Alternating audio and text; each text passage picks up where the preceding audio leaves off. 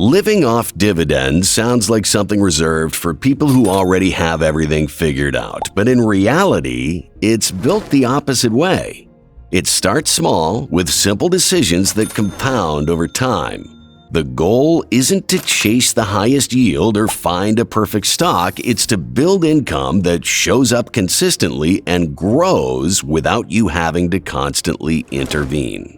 Over the past year, I've looked at this from a lot of different angles, starting from beginner basics, moving into ETFs, looking at real income numbers, and breaking down why some strategies work while others fall apart. This compilation brings those ideas together in one place so you can see the full picture instead of isolated tips. You'll see how dividend investing works from the ground up, starting with the basics and building into simple index funds and ETF portfolios that are designed to last for decades. You'll also see what income actually looks like at different portfolio sizes, starting around $10,000 and all the way up to $1 million, and how steady investing can realistically turn into $7,000 a month over time, even starting with as little as $20 a week. Let's kick it off with the basics. How do I start investing in dividend stocks? What exactly are dividends? How much money do I need to begin? Which stocks should I pick and when do I buy them? And most importantly, how do I make sure I'm not making a huge mistake with my money? If you're asking these questions, don't worry, you're not alone. In fact, these are the exact questions I'm going to help you answer in this video. I'm diving into the basics of investing in stocks, breaking down everything from understanding what stocks are to choosing the right investments. Whether you're just starting out or need a refresher, I'll answer your questions about brokerage accounts, stock tickers, market orders, and more.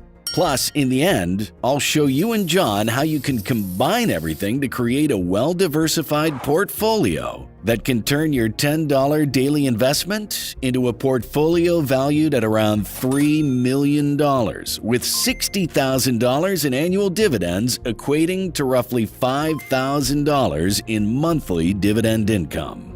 First, let's clarify a few things about investing in dividend stocks, because investing isn't just for Wall Street professionals or billionaires, it's for anyone who wants to take charge of their financial future. Whether you're aiming to save for a house, a vacation, or just a comfortable retirement, investing can help you reach those goals faster than any savings account ever will. The key is to start and keep going.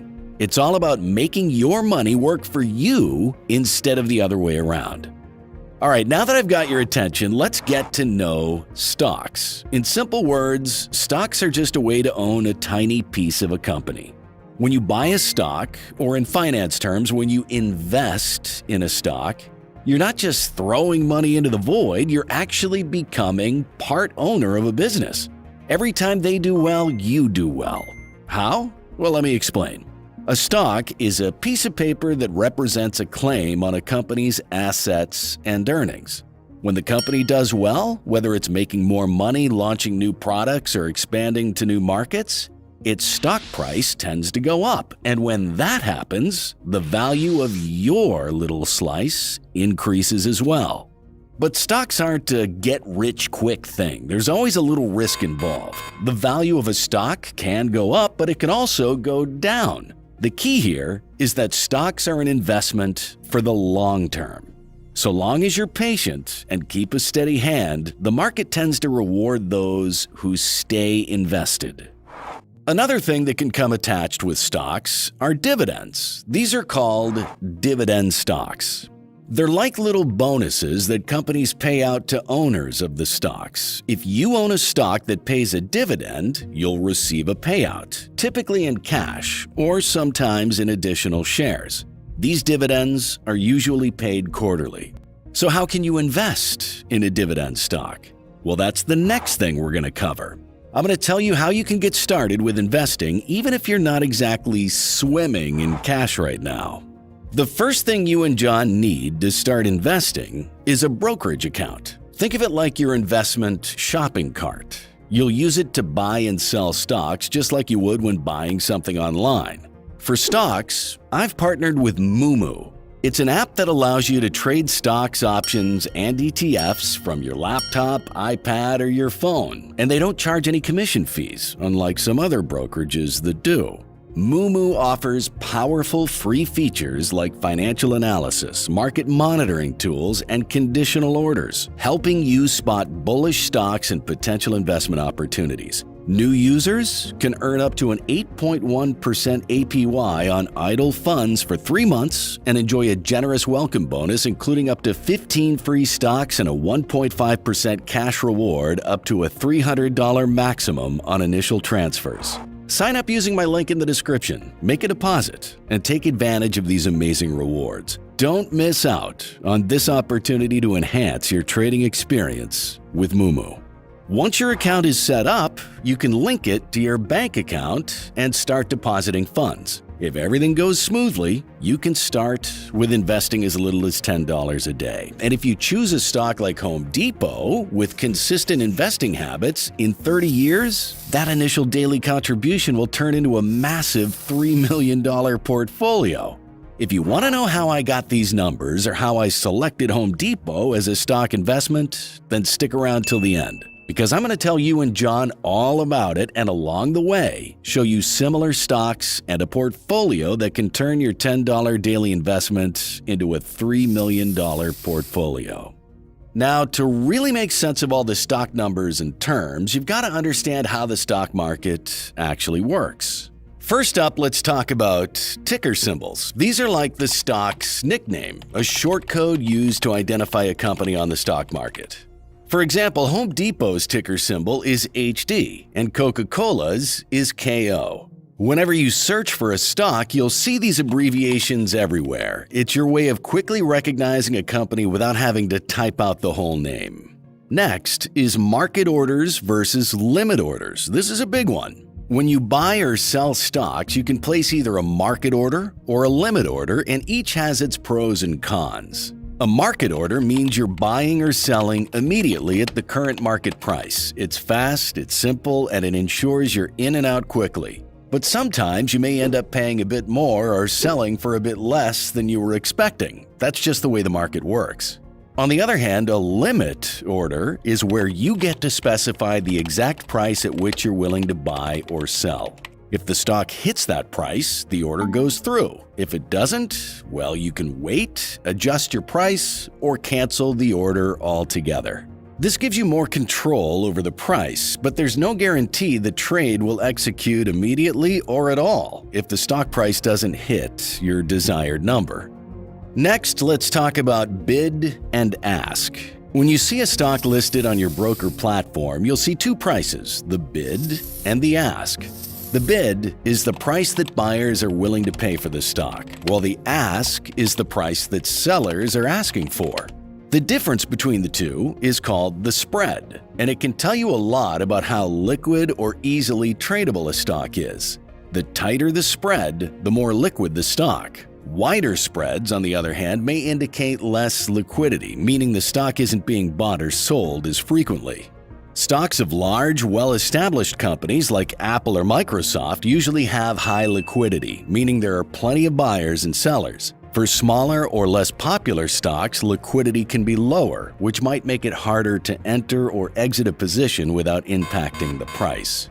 Which order you use and which company you choose to invest in really depends on your investing strategy, the company's metrics, and a bunch of other factors that I'll break down for you so you can make smarter, more informed choices.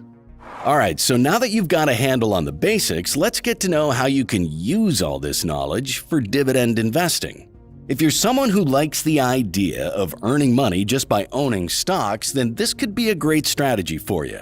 Let's take a look at a real-life example to better understand how these market mechanics and market dynamics come together with Hawthorne Bank shares with the ticker symbol HWBK.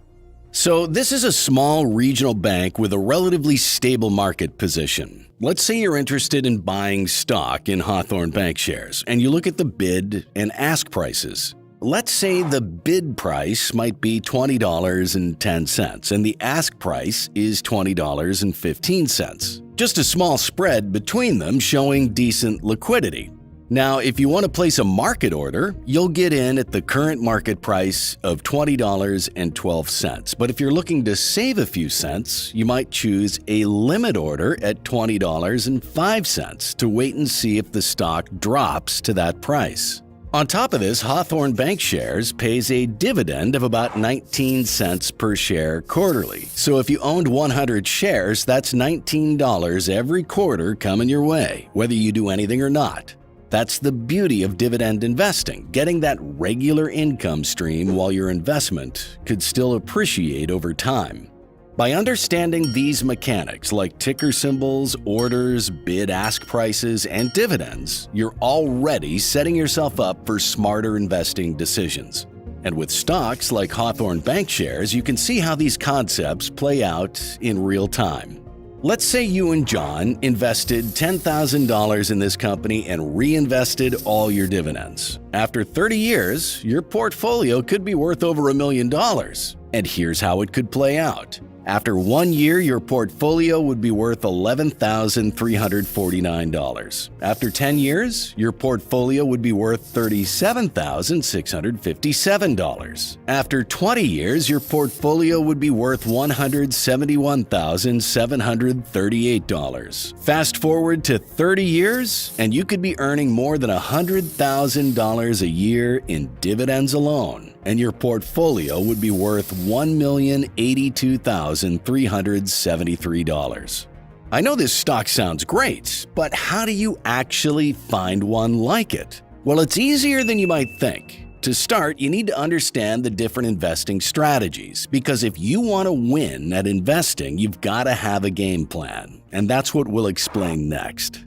First things first, you need to match your strategy with your financial goals and risk tolerance. Are you investing for a down payment on a house in 5 years, or are you thinking long-term, like building wealth for retirement in 30 years? The answer to that question will determine how much risk you're willing to take.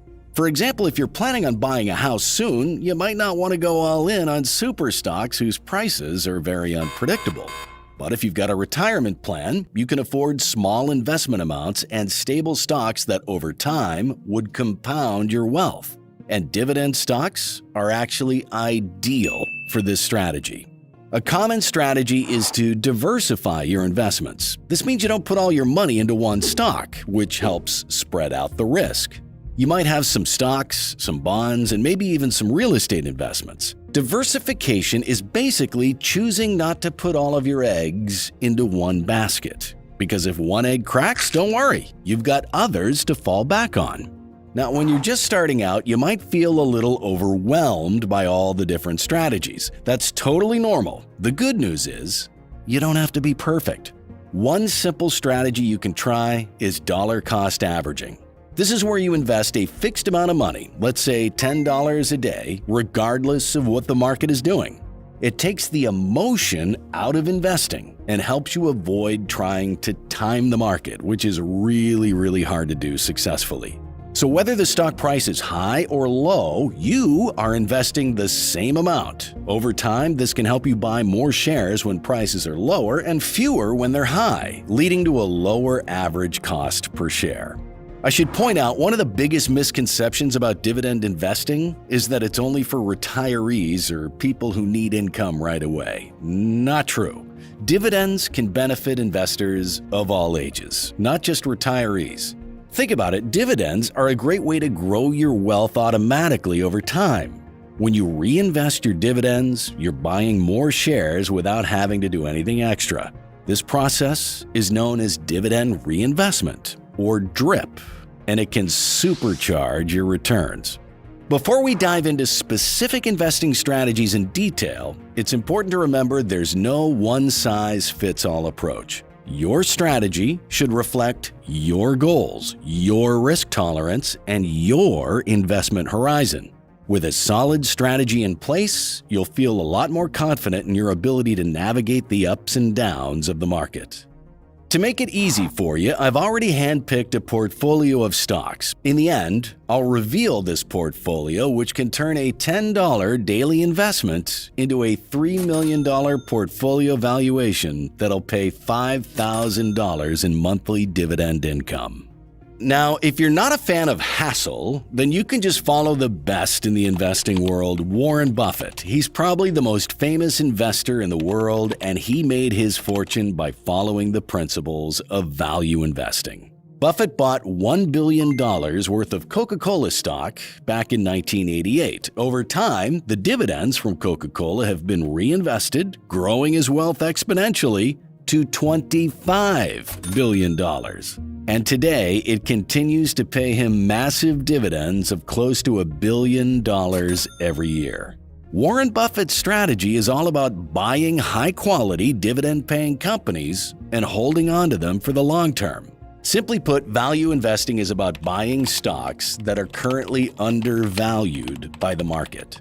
The key to value investing is patience. You're not looking for a quick flip unless you're trying to day trade, which can be risky. You're looking for companies that are trading below their true worth. These are companies that have solid fundamentals but are temporarily undervalued for one reason or another. Maybe the market has overlooked them, or there's some short-term issue that'll eventually pass. But how do you find these diamonds in the rough? The first step is to understand the business behind the stock. After all, you wouldn't buy a car without looking under the hood, right?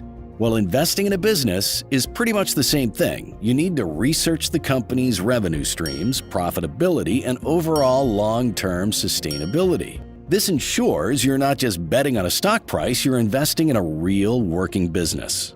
Start by taking a deep dive into how the company makes its money. Is it relying on just one product or service, or does it have a diverse set of revenue streams? Take Apple, for example. Their iPhones are a massive resource of revenue, but they also make money through services like iCloud, the App Store, and Apple Music. This diversification can be a safety net if one part of the business takes a hit. Similarly, Tesla has multiple revenue streams tied to its cars, energy products, and even regulatory credits. Understanding how these revenue streams contribute to a company's profits helps you analyze its financial health and growth potential. Next, look at the profitability of the business. Is it consistently turning a profit, or is it in the red? Check out the income statement for key figures like gross profit, operating income, and net income. For example, Tesla's net income has been growing steadily, indicating that it is successfully scaling its operations and reaching profitability. But even a company with high revenue might have poor profitability due to high costs, so look beyond the top line and dig deeper. Another thing to keep in mind is the business's competitive edge. Does the company have a unique product, service, or market position that others can't easily replicate? Take Apple again. It's not just about the products, but brand loyalty and the ecosystem they've built. People don't just buy Apple because it's a phone, they buy it because of the entire Apple experience. Understanding these advantages will help you access whether a company can maintain its dominance in the future. When researching a company, don't forget to also check out real-life case studies of successful businesses. Look at how companies like Apple, Tesla, or Amazon built their businesses and managed their challenges along the way. Those examples can give you a lot of insights into the decision-making and strategies that have worked for big players in the market. The last step in value investing is buying at the right price, which means ensuring you're not overpaying for a stock, even if it's a great company. Let's break this down with some numbers. Let's say a stock is trading at $50 per share, and the company's annual earnings per share, EPS, are $5. The price-to-earnings ratio in this case is calculated as $50 divided by $5, which equals 10. This tells you that investors are willing to pay $10 for every $1 of the company's earnings. To determine if the stock is undervalued, you compare this with the industry average PE ratio. If the industry average is 15, the stock might be undervalued. However, if the industry average is, say, 8, this stock could be overvalued unless there are compelling reasons to believe it has exceptional growth potential. Another key metric is the price-to-book ratio, PB ratio, which compares the stock price to the company's net assets, total assets minus liabilities. Let's say the company's total book value is $1 billion, and there are 20 million shares outstanding. the book value per share would be $1 billion divided by 20 million, which equals $50. If the stock is also trading at $50, the PB ratio is $50 divided by $50, which equals 1, meaning you're paying exactly what the company's net assets are worth. A PB ratio below 1 would indicate you're buying the stock at a discount relative to its assets. Combining these insights, if a stock has a PE ratio of 10 below the industry average of 15 and a PB ratio of 1 fairly valued by assets, and you believe in its long-term growth potential, then this could signal a good buying opportunity. By analyzing these metrics, you can make informed decisions and ensure you're not overpaying even for a fundamentally strong company. As you can see, value investing is more of a hands-on experience. Next, we'll cover a strategy that's more of a hands-off experience requiring less effort on your part. Passive investing, a strategy that's become incredibly popular in recent years because it's simple, low cost, and effective. Passive investing involves buying investments that track the overall market or specific sectors rather than trying to pick individual stocks. The idea is that over time, the market will generally rise, and by investing in a broad range of assets, you'll get solid returns without the need to constantly buy and sell individual stocks. The easiest way to get started with passive investing is through index funds and exchange-traded funds, also known as ETFs. These are types of investment funds that track specific market indexes, such as the S&P 500, which includes 500 of the largest companies in the U.S., the Dow Jones Industrial Average, which tracks 30 major U.S. companies, or the Nasdaq Composite, which focuses on technology-heavy companies. There are also international indexes like the FTSE 100, which tracks the top 100 companies listed on the London Stock Exchange, and the MSCI Emerging Markets Index, which covers companies in developing countries. When you invest in an index fund or ETF, you're essentially buying a small piece of each company included in that index. For example, an S&P 500 index fund gives you exposure to a wide range of industries, from tech giants like Apple to consumer staples like Procter & Gamble. This approach offers the easiest way to diversify your portfolio without the need to pick individual stocks, reducing risk while still participating in the market's growth. Whether you want exposure to the broader market, specific industries, or even international markets, there's an index fund or ETF out there that fits your needs. One of the big advantages of passive investing is the low fees. Unlike actively managed funds, which have higher management fees because they're constantly buying and selling stocks, index funds and ETFs usually have lower fees since they're just tracking the market. Over the long term, these savings can add up and really boost your returns. Let's look at an example of an ETF, like the ProShares Ultra Pro Dow 30 with the ticker symbol UDOW. This ETF tracks the performance of the Dow Jones Industrial Average, which is made up of 30 major U.S. companies. The beauty of investing in this ETF is that it gives you exposure to all 30 companies without you having to individually pick and manage each of those stocks. Here's how this ETF could grow your and John's money over the long haul, assuming you start with a $10,000 investment and reinvest your dividends. This ETF has a dividend yield of 0.79%, meaning you'd earn around $79 in dividends in the first year if you started with $10,000. Over time, as the share price increases by an average of 20.41% annually, your investment grows not just from dividends, but also from capital appreciation. Plus, with a 10-year dividend CAGR of 27.63%, the dividends you earn will grow significantly each year, giving you more and more to reinvest. I'll dive deeper into how this works and the power of reinvestment later in the video, but for now, just take a look how the passive strategy could lead to massive returns over time.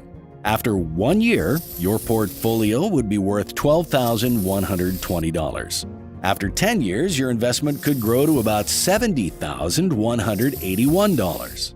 After 20 years, you might be sitting on around $539,467. And after 30 years, your investment could be worth a massive $4.96 million. So why should you consider passive investing?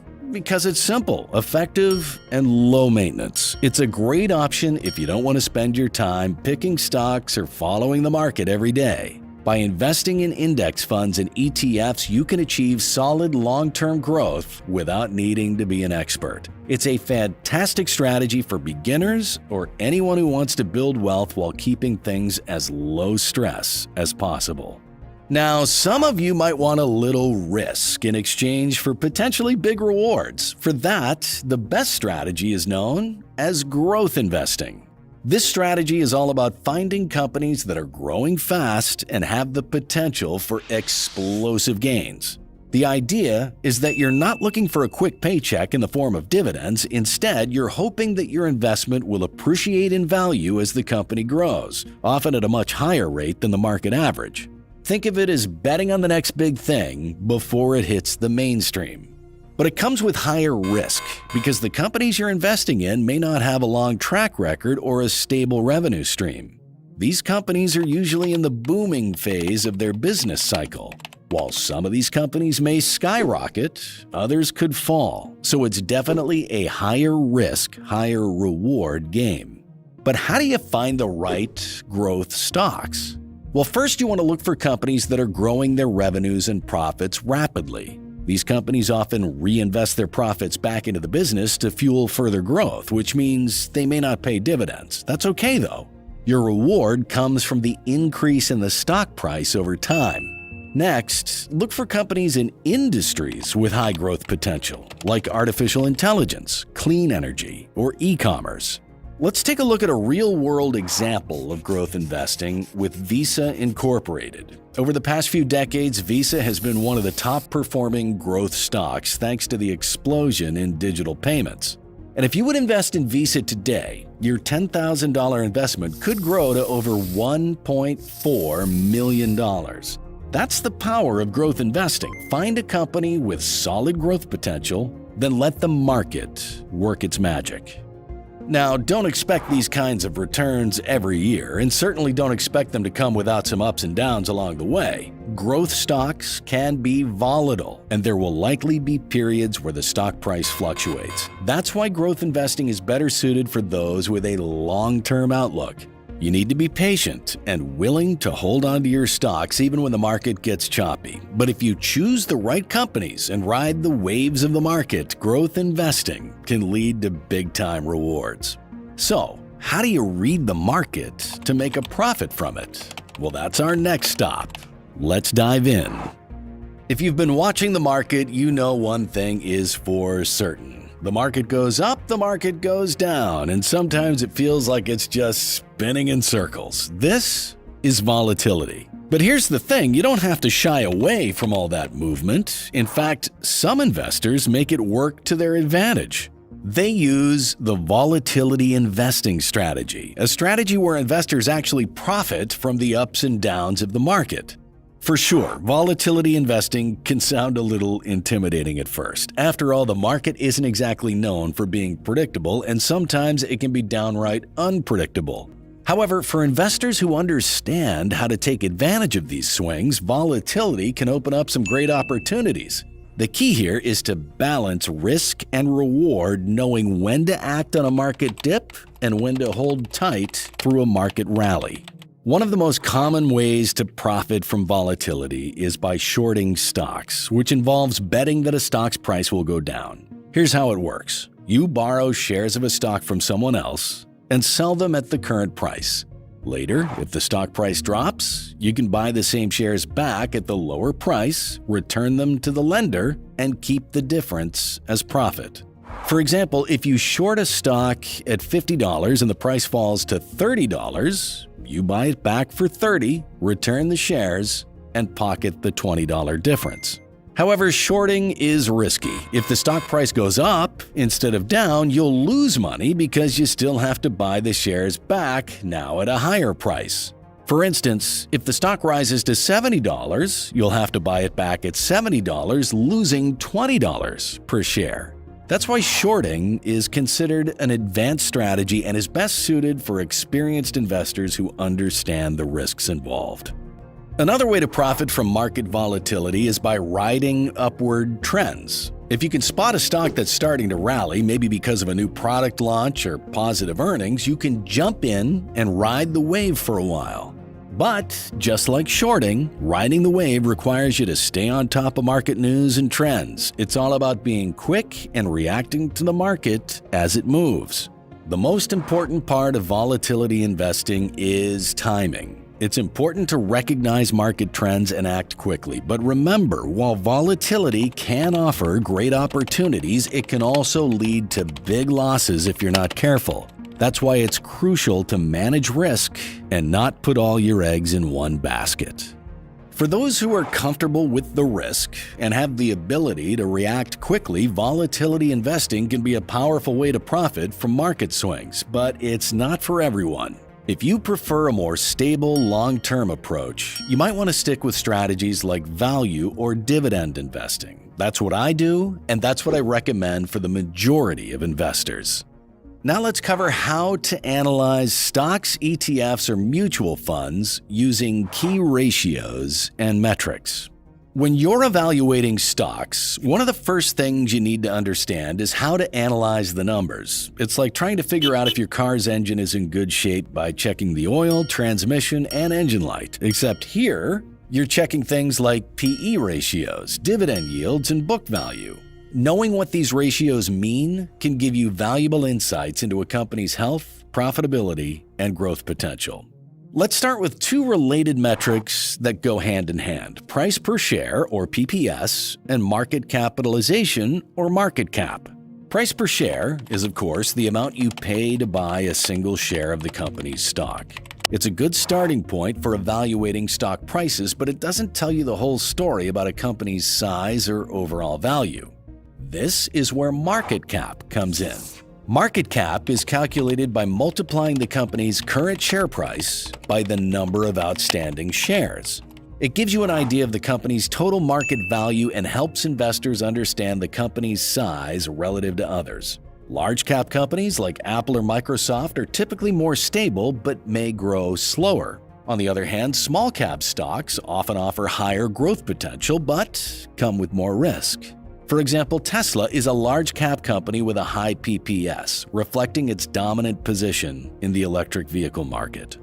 Next is price to earnings, or PE ratio. This is a key metric to help determine if a stock is overpriced or underpriced relative to its earnings.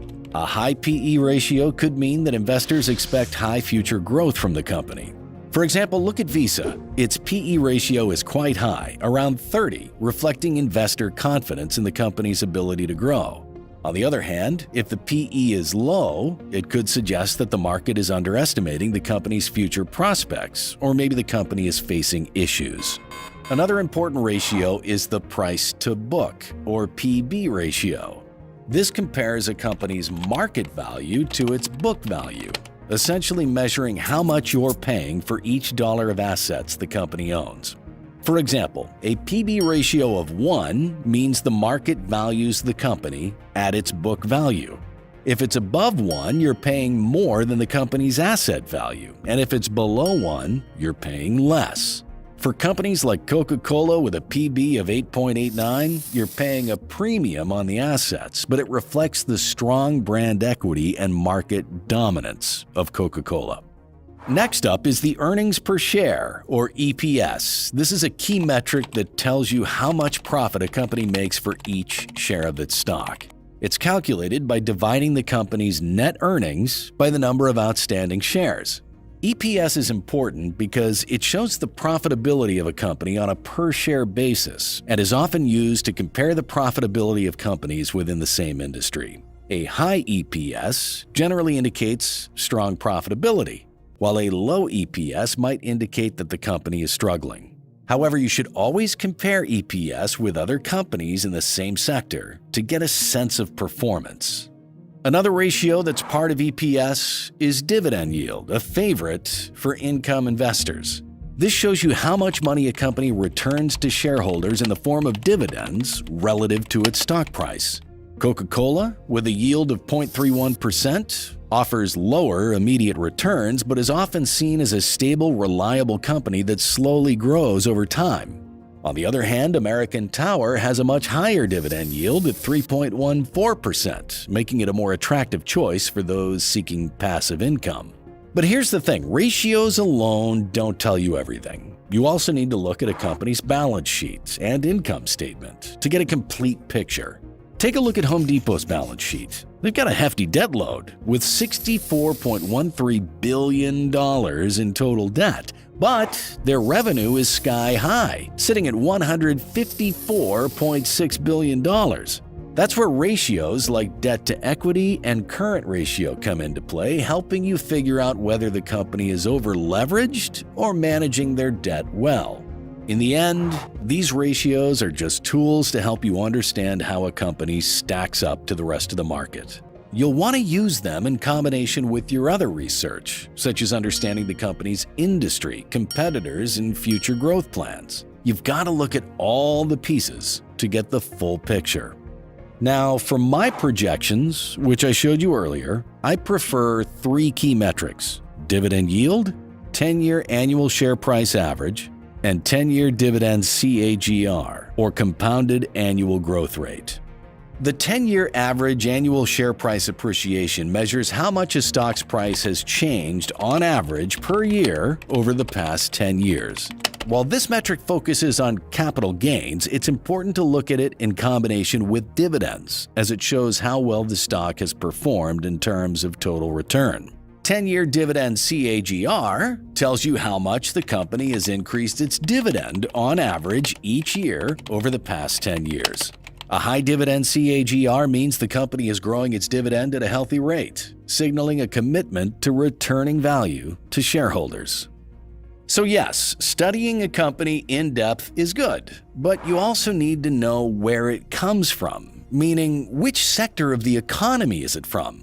Understanding how these sectors work and how they relate to the broader economy is like knowing all the different types of fruit in the produce section. Some are seasonal, some are staples, and some may be better for your health at different times. Each sector behaves differently depending on the economic climate, so knowing what's inside each one can help you make smarter decisions about where to put your money. There are 11 major economic sectors in the U.S., and each one plays a different role in driving economic growth. For example, the technology sector includes companies that focus on innovation, like Apple or Microsoft. This sector often performs well when the economy is growing, and businesses and consumers are eager to invest in new technologies.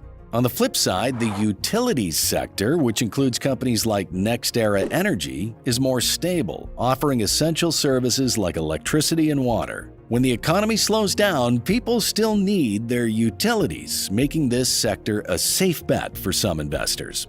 Consumer discretionary is another interesting sector, which includes companies that produce non-essential goods and services like Nike or Tesla. These companies tend to do well when the economy is thriving and people have extra money to spend on luxury items.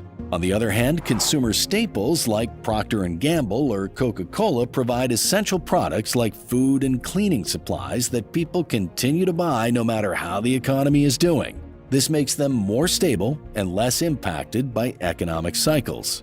Then there's the healthcare sector, which includes pharmaceutical companies, hospitals, and health insurance providers. The demand for healthcare is relatively rigid, meaning people will continue to spend money on medical care regardless of the economic climate. In fact, the healthcare sector has been growing rapidly, especially with an aging population and new innovations in treatments and technologies. But just like shopping for fruit, where you want to buy a mix of produce for the different tastes and benefits of each fruit, you need to diversify your investments across different sectors. It's all about risk management. If one sector is underperforming, another might be thriving. For example, while the financial sector might take a hit in a recession, the energy sector could be doing well, especially with the increasing demand for renewable energy. The key takeaway here is that understanding economic sectors helps you understand the bigger picture. You'll be able to spot trends, manage risks, and diversify your portfolio with purpose. So before jumping into any stock, always ask yourself, which sector does it belong to? How might this sector perform given current and future economic conditions? These answers will guide your decisions, and hopefully, you can plan for market volatility. Now, if you're a little confused with all this information, don't worry. I've got you covered. Later on, I'll show you and John a portfolio that will do all this tedious work for you and demonstrate how to convert a $10 daily investment into a $3 million portfolio that pays around $60,000 in annual dividends. So with the right plan in place, you just need to know where to invest. Then you can ride out the rough times and even profit from them. Because markets don't just go up forever. Eventually, there will be corrections, recessions, and bear markets. But here's the thing, they are temporary. The market tends to recover over time. That's why long-term investing is so powerful. If you can weather the storm, you'll be well positioned to benefit when the market swings back in your favor. It's not about predicting the next big dip, it's about staying consistent and sticking to your plan. Staying rational during market highs and lows is crucial. When the market is soaring, it's easy to get caught up in the excitement and fear of missing out, but remember, markets can't rise forever. The same goes for when things look grim. Don't panic and sell off your investments just because everyone else is doing it. Keep your emotions in check. You don't want to buy high and sell low.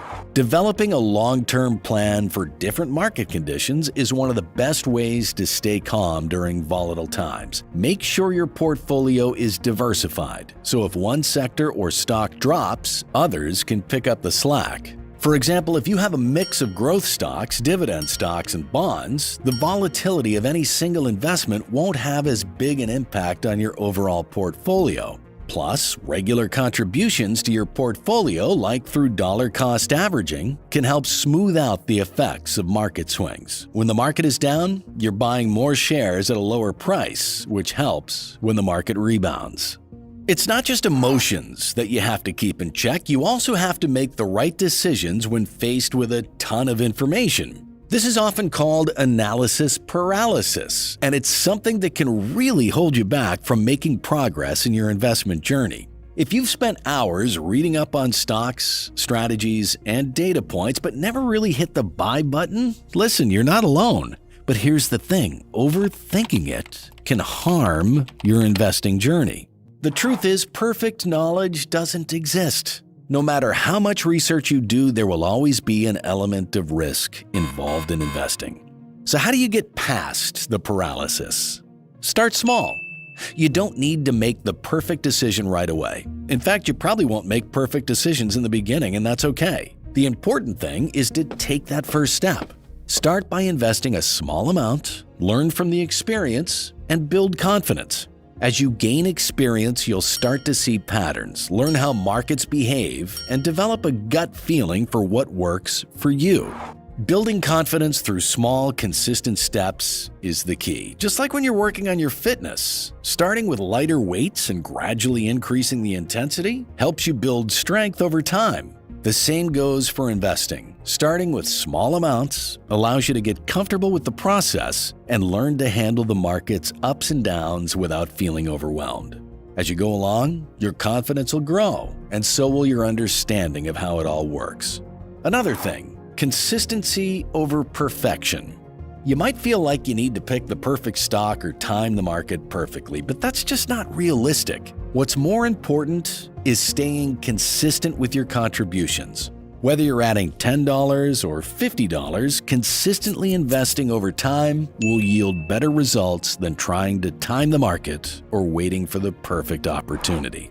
Remember, it's easy to get overwhelmed with all the information out there, but doing something is better than doing nothing. Investing is a learning process, and the best way to overcome analysis paralysis is by taking that first step, making mistakes along the way, and learning as you go. You're building wealth for the long term, and every small decision adds up. Once everything is clear for you, from stocks to sectors, then it's time to step up your game. If you're ready to get more serious about growing your wealth, there are some advanced strategies that can really make your money work harder for you.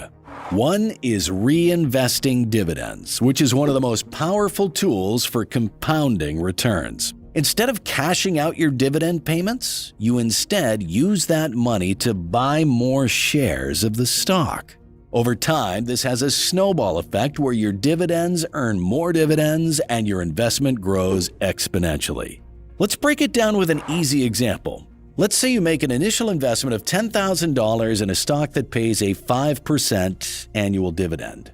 That means in the first year, you'll earn $500 in dividends. Instead of taking the $500 in cash, you instead reinvest it to buy more shares of the stock. Let's say the stock price is $50 per share. With your $500 dividend, you can buy 10 more shares of the stock. Now, in the next year, your dividend is calculated on your larger number of shares. If you started with 200 shares, $10,000 divided by $50, and added 10 more shares through reinvestment, well, you now own 210 shares. The stock still pays a 5% dividend, but now it's based on 210 shares, giving you $525 in dividends instead of $500. You reinvest that $525, buy more shares, and repeat the process. Each year, the number of shares you own keeps growing, which means your dividends grow too. Over time, this compounding effect can significantly increase the value of your investment. After 10 years, your $10,000 investment could grow to over $16,000 just from dividend reinvestments, even without any additional money being added. This is how compounding works. Your money makes more money, and that extra money makes even more money, all while you sit back and let the process do the work. Another advanced tip is to stay informed with market news and trends. The market is always changing, and staying up to date on news, earnings reports, and shifts in market conditions is critical to making informed decisions. But remember, don't get swept away by short-term news or market hysteria. Sure, news can affect stock prices in the short run, but the real value lies in long-term trends. So use your knowledge to adjust your strategy when necessary, but stay committed to your long-term goals. Let's say you've been investing in REITs, real estate investment trusts, ETFs, and individual stocks. By monitoring the market closely and making strategic adjustments, whether that means reallocating your portfolio or finding new opportunities, you can position yourself to build wealth steadily over time. But consistency is the name of the game. As you keep learning, applying these strategies, and staying informed, you'll feel more confident in navigating the ups and downs of the market and see your wealth grow in the process.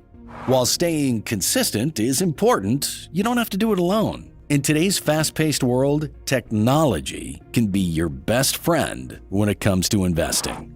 Thanks to technology, there are plenty of tools and platforms that make investing easier and more accessible. Whether you're a beginner or a seasoned pro, these tools can help you research, track, and manage your investments. Let's take a closer look at a few of them.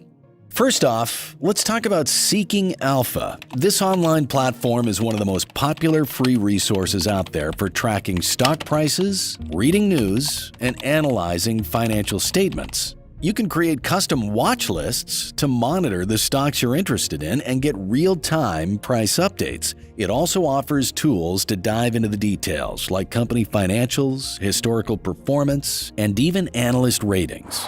Now, with all this talk about strategies and investments, the big question is, what can you and John earn from all of this? Let's take a look at how a portfolio built from everything we've discussed so far could possibly perform. Based on everything we've applied, I've selected the following 5 stocks and combined them into a single portfolio. Let's break down the stocks in the portfolio and their performance metrics.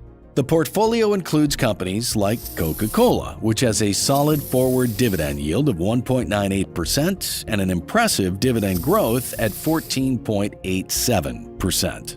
The ProShares S&P 500 Dividend Aristocrats ETF provides a solid yield of 1.96% with a dividend growth rate of 11.78%, while also giving you exposure to blue-chip stocks known for stability. American Tower Corporation offers a high yield of 3.1% and a solid growth rate of 17.48%. Other stocks in the mix, like NetEase and the Home Depot, combine good yields and strong capital appreciation, rounding out a balanced portfolio designed to grow steadily over time. Looking at the projection of the portfolio over the next 30 years, we can see how these investments could perform. Starting with a $10,000 initial investment and adding $2,000 annually, here's how the portfolio might grow. After 1 year, your investment would be $3,600 from daily contributions. After 10 years, the portfolio will be valued at around $84,505. After 20 years, you'll be looking at $526,384 in total value. And after 30 years, the portfolio will be valued at $2,843,896. Paying around $59,970 in annual dividends, or about $4,998 in monthly dividend income. The total value added to your portfolio will be around $2,735,896, with $2,359,877 coming from capital appreciation and $376,019 from reinvested dividends. All that from just a $10 daily contribution. Here's a quick summary of what we've covered so far and how it all adds up over time. Investing doesn't need to be complicated or require a fortune to start. In this video, I've simplified how you can invest in stocks and build wealth even if you're a beginner. I've covered the basics like stock tickers, market orders, and dividends so you can make smarter decisions and start investing with confidence. We talked about different investing strategies: value investing, passive investing, and growth investing, and real-life stocks with projections. We also discussed volatility investing, where you can profit from the market ups and downs, but at the same time, you've got to be prepared for quick decisions and risk. Key ratios and metrics help you evaluate stocks, and understanding sectors is key for diversification. Finally, I combined all these strategies into one portfolio and saw how even a $10 per day strategy can grow to a $2.8 million portfolio that pays better than most monthly jobs. What if you worked 40 years only to get by each month on Social Security? I mean, that's the reality millions face, and John, with average savings, was terrified of ending up the same way. He wasn't chasing crypto hype or meme stocks, but he knew a savings account earning fractions of a percent wouldn't give him the freedom he wanted to travel, to help his family, and retire on his own terms. So he looked for a smarter path. That's when he discovered index funds. And naturally, he wondered, well, what if I put in just $10,000? How far could it really go? In this video, we're counting down the top 6 index funds that John discovered, ranked by the total value they added to his one-time $10,000 investment. I'll show you how each fund grows over time, how much income it could actually eventually generate, and why it earned its place on this list. I'm going to show you an index fund that by the time John retires could be paying him close to $17,000 a month in dividend income. And at the end, I'll show you the one that could leave him with a portfolio worth over $1 million, all from a one-time $10,000 investment. But before we get to number 6, we need to understand why so many people, just like the one John used to follow, fall painfully short. See, John always thought he was doing the right things. Work hard, save a little from each paycheck, put something into his 401k, and over time, boom, it would all add up. That's what most people are told, right? But when John finally sat down and looked at the numbers, they didn't tell the story he was hoping for. As of the making of this video, the average Social Security retirement benefit across all beneficiaries is just $1,955 a month, barely enough to cover basic living costs. Even for retired workers themselves, the average check comes to only $2,008 per month. Spouses of retired workers typically receive $955, while children of retired workers average less than $925. When John looked at these figures, the gap became painfully clear. Rent, healthcare, food, and everyday expenses would easily surpass that monthly payout. And while Social Security provides an important foundation, it wasn't designed to be the sole source of retirement income. For John, the idea of working his entire life just to scrape by on $2,000 a month, needless to say, was unsettling. It was a wake-up. So he started questioning the advice he'd always heard. Buy a house, work until 65, rely on a pension. But pensions are disappearing. Housing's more expensive than ever, and the cost of just living keeps going up. The old plan didn't fit the world he was living in. That's when he discovered index funds. At first, it almost felt too simple. One fund? Really? But the more he learned, the more it made sense. Index funds are like a huge bundle of companies. With one purchase, John could instantly own shares in hundreds, even thousands of these companies. And here's what made John lean in: history. Decade after decade, index funds have quietly outperformed the majority of active investors. Even professional money managers with teams of analysts often fail to beat the simple strategy of just holding the market. Still, he knew not all funds were created equal. Some are broad, some are focused, some pay higher dividends, and some grow faster. So John didn't want to invest money into just any fund. He wanted a system, a way to filter through the options so he could invest with confidence. That's when he came up with a simple checklist. First is diversification. He wanted funds that spread risk across many companies and industries in the selected sector. He knew betting on one stock or even one sector was risky, but if one area of the market lagged, others could balance it out. Second is the expense ratio. Fees sound small, but over decades they eat away at returns. A fund that charges 0.02% keeps far more money compounding than one that charges 0.5%. For John, low cost was non-negotiable. Third, dividends. John liked the idea that his money could earn even more money while he slept. Not all index funds offer dividends, but there are some good options. And to compare those options, fourth on his checklist was dividend growth. He wanted funds where that payout actually increased over time so it could keep up with inflation and help him stay ahead of rising costs. Finally, share price appreciation. John wanted funds with a history of steady growth, not just flat income. He knew appreciation was what would multiply his wealth over decades. So we've got 5 markers here, a checklist that gave John clarity. But now came the fun part, actually seeing how these funds performed. So he lined them up side by side, applied his 5 rules, and tracked just one thing: how much total value each fund added to a simple $10,000 investment over time. So let's kick things off with the fund that came in at number 6 and work our way all the way up to the one that delivered the biggest results of all. At number 6, John has the Fidelity Mid-Cap Index Fund with the ticker symbol FSMDX. This fund is designed to capture the growth potential of mid-sized companies, firms that sit in the sweet spot between small-cap volatility and large-cap stability. These businesses are typically mature enough to avoid the pitfalls of early-stage risk, yet nimble enough to outpace the slower growth of already mature blue-chip giants. For long-term investors, this combination offers both resilience and room for expansion. This fund holds over 800 companies, which means your money isn't tied to just 1 or 2 names. The top 10 stocks make up less than 6% of the whole portfolio, so no single company has too much control over the fund's performance. That's a good thing. It spreads out the risk. If one stock has a bad quarter, it won't sink the whole ship. The sector allocation is well balanced. Industrials make up the largest share at 16.92%, followed by technology at 14.94% and financials at 13.84%.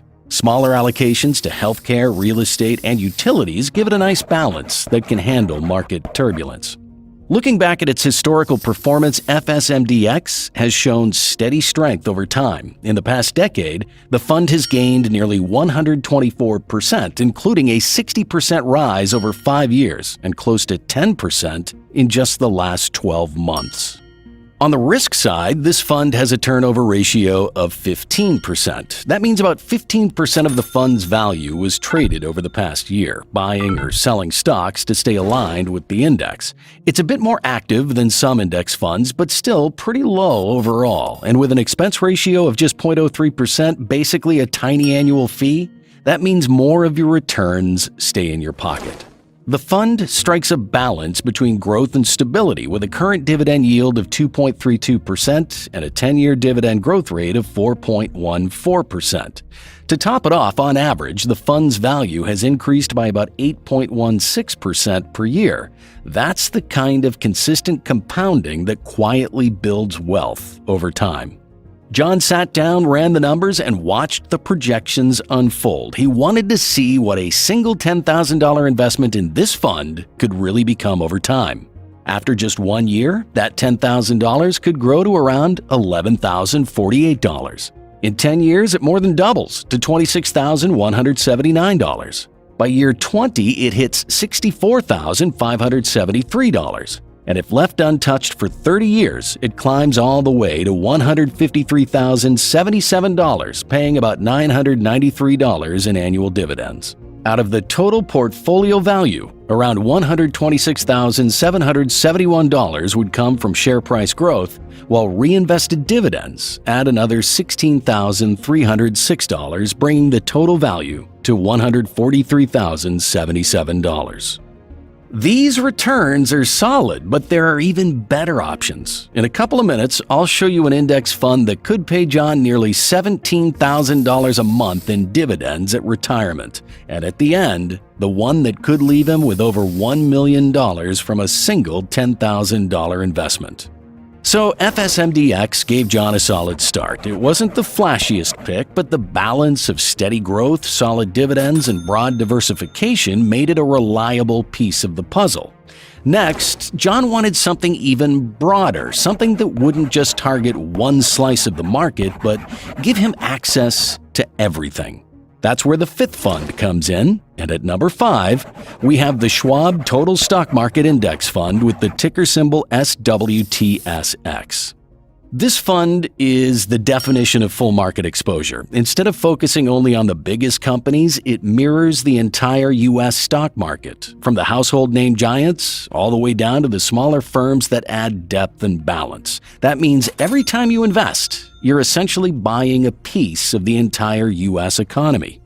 It holds more than 3,000 companies, while the top 10 names like Nvidia, Microsoft, Apple, Amazon, and Meta make up about 33% of the portfolio. The other 2/3 are spread across thousands of smaller holdings. While these leaders play an outsized role, the sheer scale of the fund means that stability comes from the thousands of smaller holdings in the background.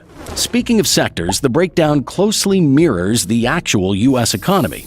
Technology takes the lead at 33.43%, followed by financials at 13.76% and consumer cyclical at 10.62%.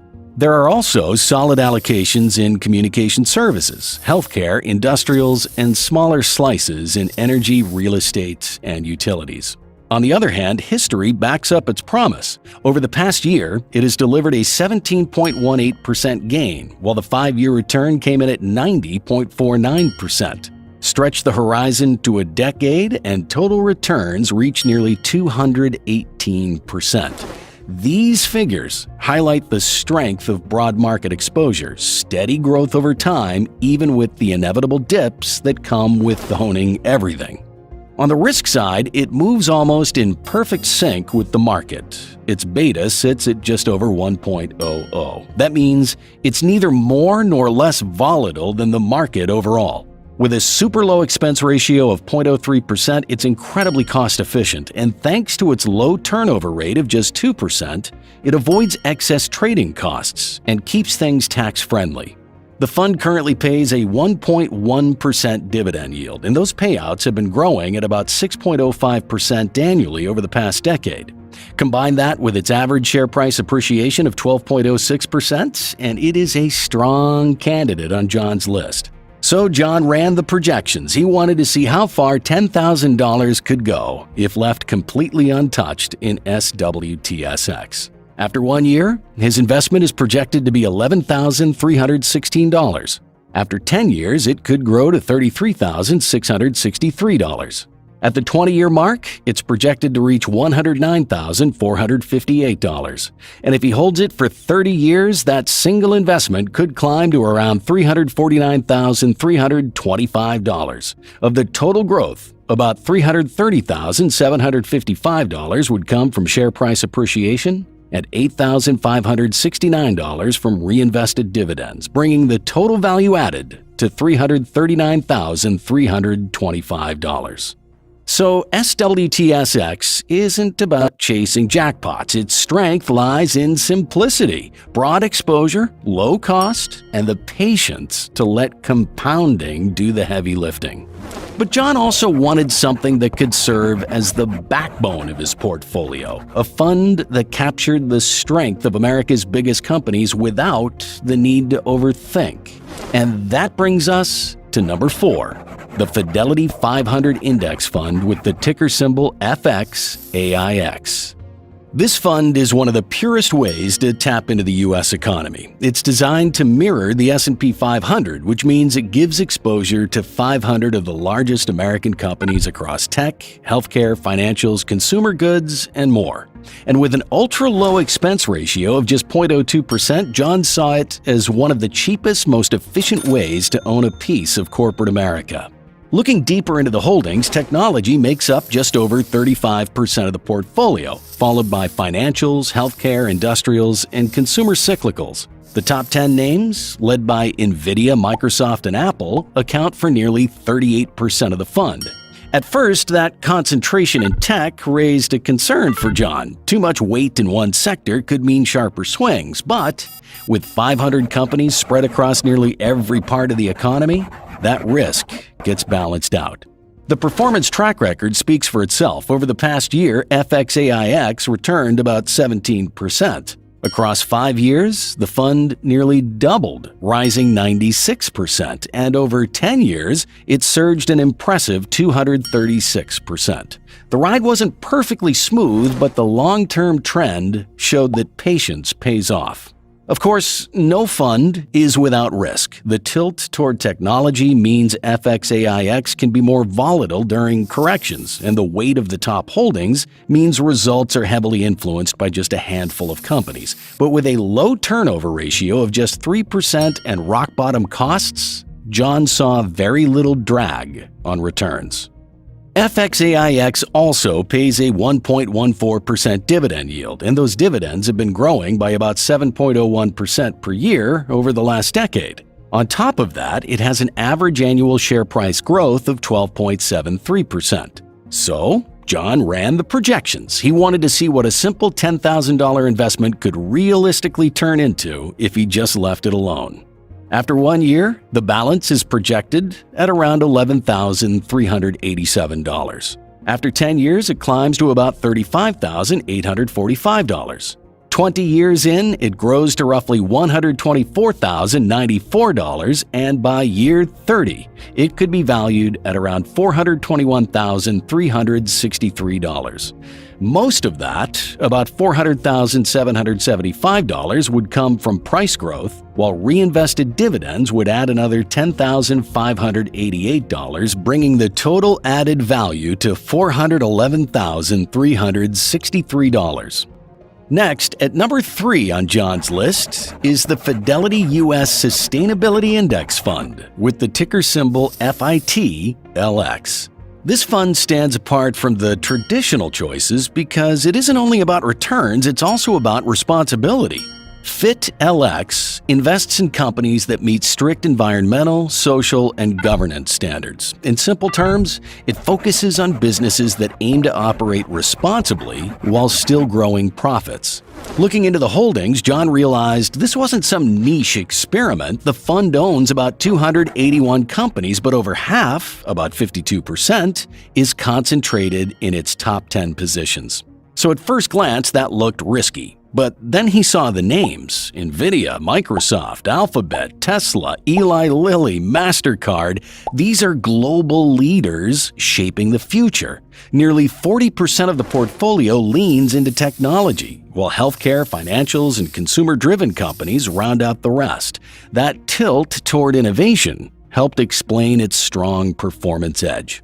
The historical track record backed it up. Over the past year, this fund has climbed more than 15%. Over 5 years, it nearly doubled, rising 97%. Of course, no fund is perfect. With 52% of assets tied up in just 10 stocks, concentration risk is always there. If one of those giants stumbled, it could drag performance down. Plus, the turnover ratio sits at 9%, which means the fund trades more often than broader index funds. That can add some extra costs, but the upsides make up for it. The index fund carries a current dividend yield of 1.15%, and those dividends have been growing at an average rate of 13.74% per year for the past decade. Combine that with an annual share price appreciation of 14.34%, and you've got a strong mix. So John ran the projections to see what a single $10,000 investment could turn into. After just 1 year, his balance is projected to rise to about $11,549. In 10 years, it could grow to $42,101. By the 20-year mark, it is projected to be $176,250. And if John lets it compound for 30 years, that $10,000 could be valued at $733,915. Out of that total, about $676,611 would come from share price growth, while reinvested dividends would add another $47,304. Altogether, that's a total value added of $723,915, and by year 30, the fund could be paying around $6,147 a year in dividends, roughly $512 per month. These are good returns, but John also knew there was a big world beyond the U.S. market. If he wanted true diversification, he needed exposure overseas. And more than that, he was curious, could international funds actually deliver even bigger dividends than what he was seeing at home? That question brings us to number 2 on our list, one of the highest dividend payers among index funds. And stick around, because after this, I'll show you one of the fastest growth-oriented funds out there with the potential to turn John's $10,000 into a portfolio worth over $1 million. But first, let's look at John's next dividend-paying index fund, the Vanguard European Stock Index Fund Admiral Shares, with the ticker symbol VEUSX.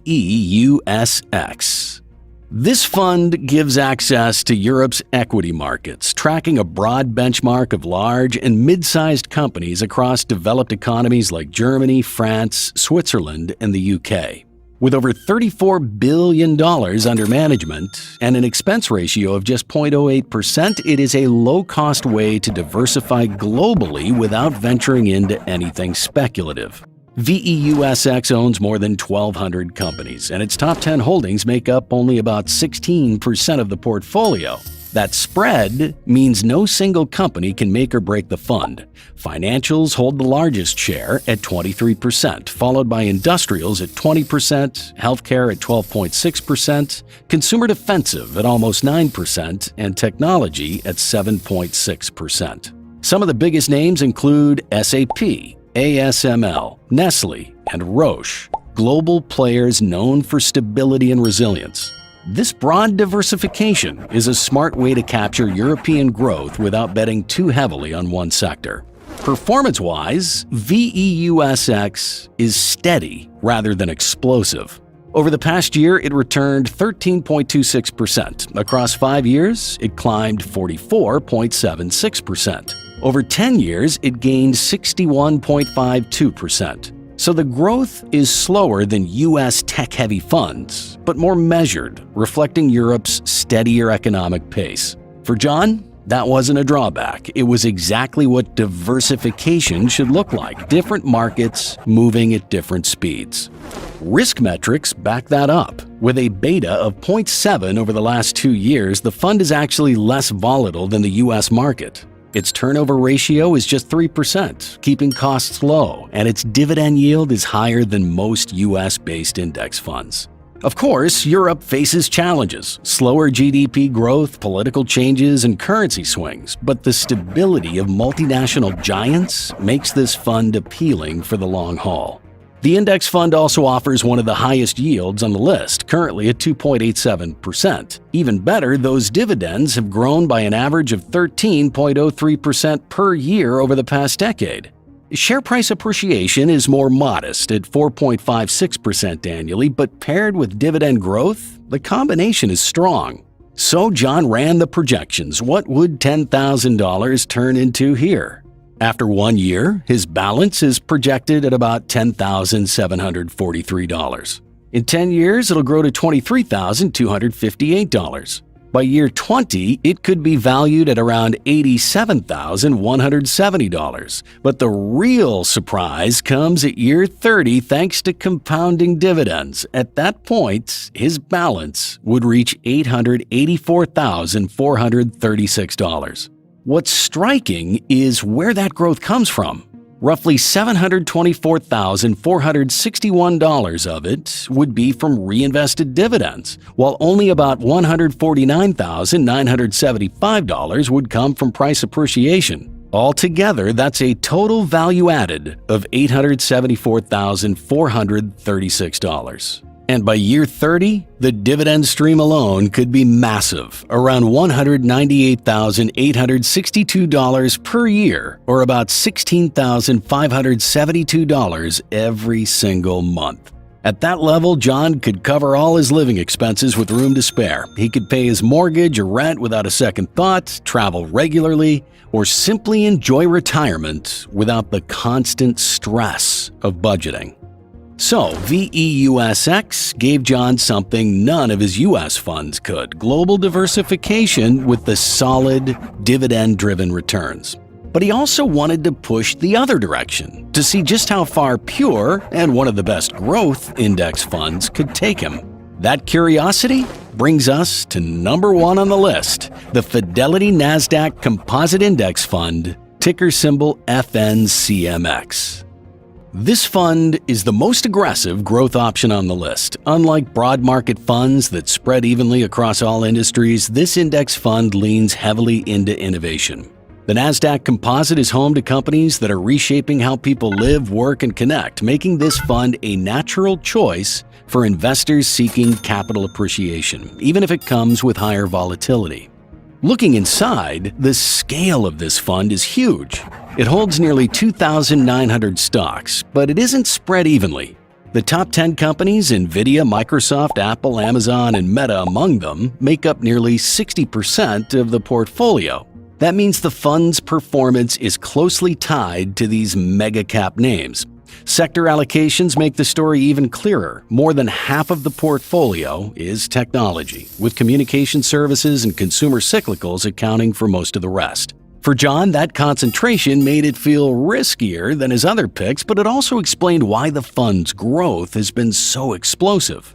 And the numbers speak for themselves. In just the past year, FNCMX surged 26.31%, powered by a rebound in growth stocks.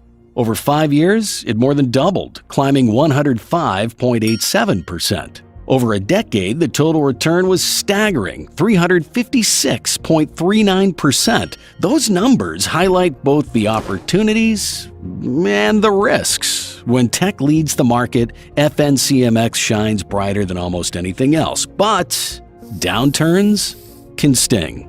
On the cost side, the fund charges a 0.29% expense ratio, higher than the rock-bottom funds like FXAIX or SWTSX, but still reasonable given its focus.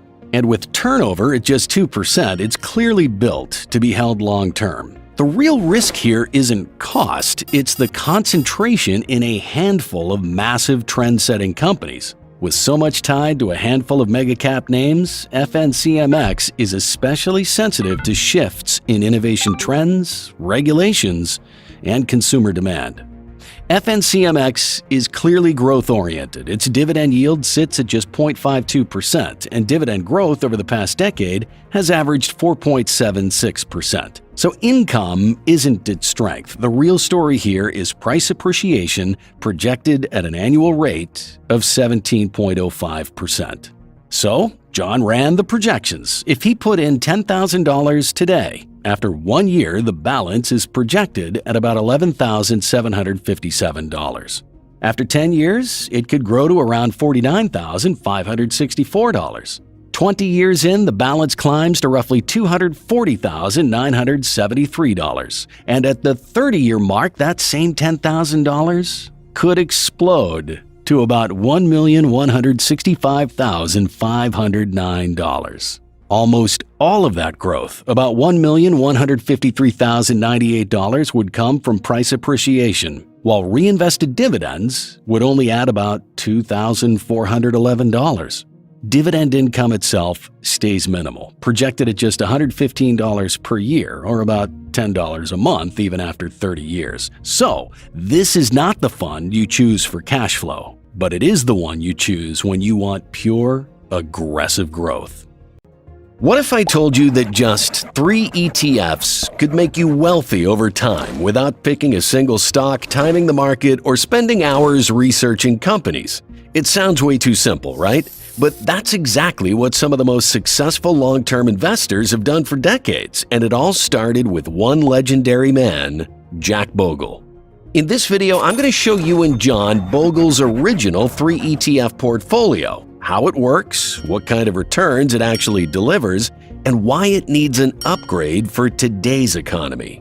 Then I'll show you my modern 3 ETF version of Jack Bogle's portfolio, break down its logic, and show you the 30-year projections. And in the end, I'll compare both the classic Bogle portfolio and the modern version side by side and show you how the modern take can potentially double the returns, closing in on $1 million portfolio that could pay around $5,000 a month in dividend income. All of that just from a $10 daily investment. Now, before we talk about my modern version, we have to start with the legend who started it all, Jack Bogle. Jack Bogle founded Vanguard, and he changed investing forever. His idea was simple but revolutionary. Instead of trying to beat the market, just own the whole thing and let time, compounding, and consistency do the work for you. He created what's known as the 3-fund portfolio, and it became the foundation of long-term, stress-free investing. Here's how it works. You hold just 3 ETFs, one for US stocks, one for international stocks, and one for bonds. That's it. With those 3, you automatically own thousands of companies across the world. You're diversified across sectors and countries, and you get a built-in balance between growth and stability. No guessing the next Tesla, no chasing hot stocks, just steady growth that compounds over decades. It's investing made so simple that almost anyone can do it and still end up wealthy. So, how has it stood the test of time? At its core, it's built around 3 simple pieces. First, you have the Vanguard Total Stock Market ETF, or VTI. This one's the powerhouse. It owns every major U.S. company: Apple, Microsoft, Tesla, Coca-Cola, and thousands more. When the U.S. economy grows, this fund grows with it. It's the long-term wealth builder in your portfolio. Second, there's the Vanguard FTSE Developed Markets ETF, or VEA. This gives you exposure to international companies, big players in Europe, Japan, and other developed markets. It balances out your U.S. exposure so you're not putting all your eggs in one basket. And third, there's the Vanguard Total Bond Market ETF, or BND. This is your safety net. Bonds are designed to bring stability, income, and a cushion when the stock market gets volatile. Together, these 3 funds are like a perfectly balanced team. VTI drives your growth, VEA gives you global diversification, and BND provides income and keeps you steady when markets swing.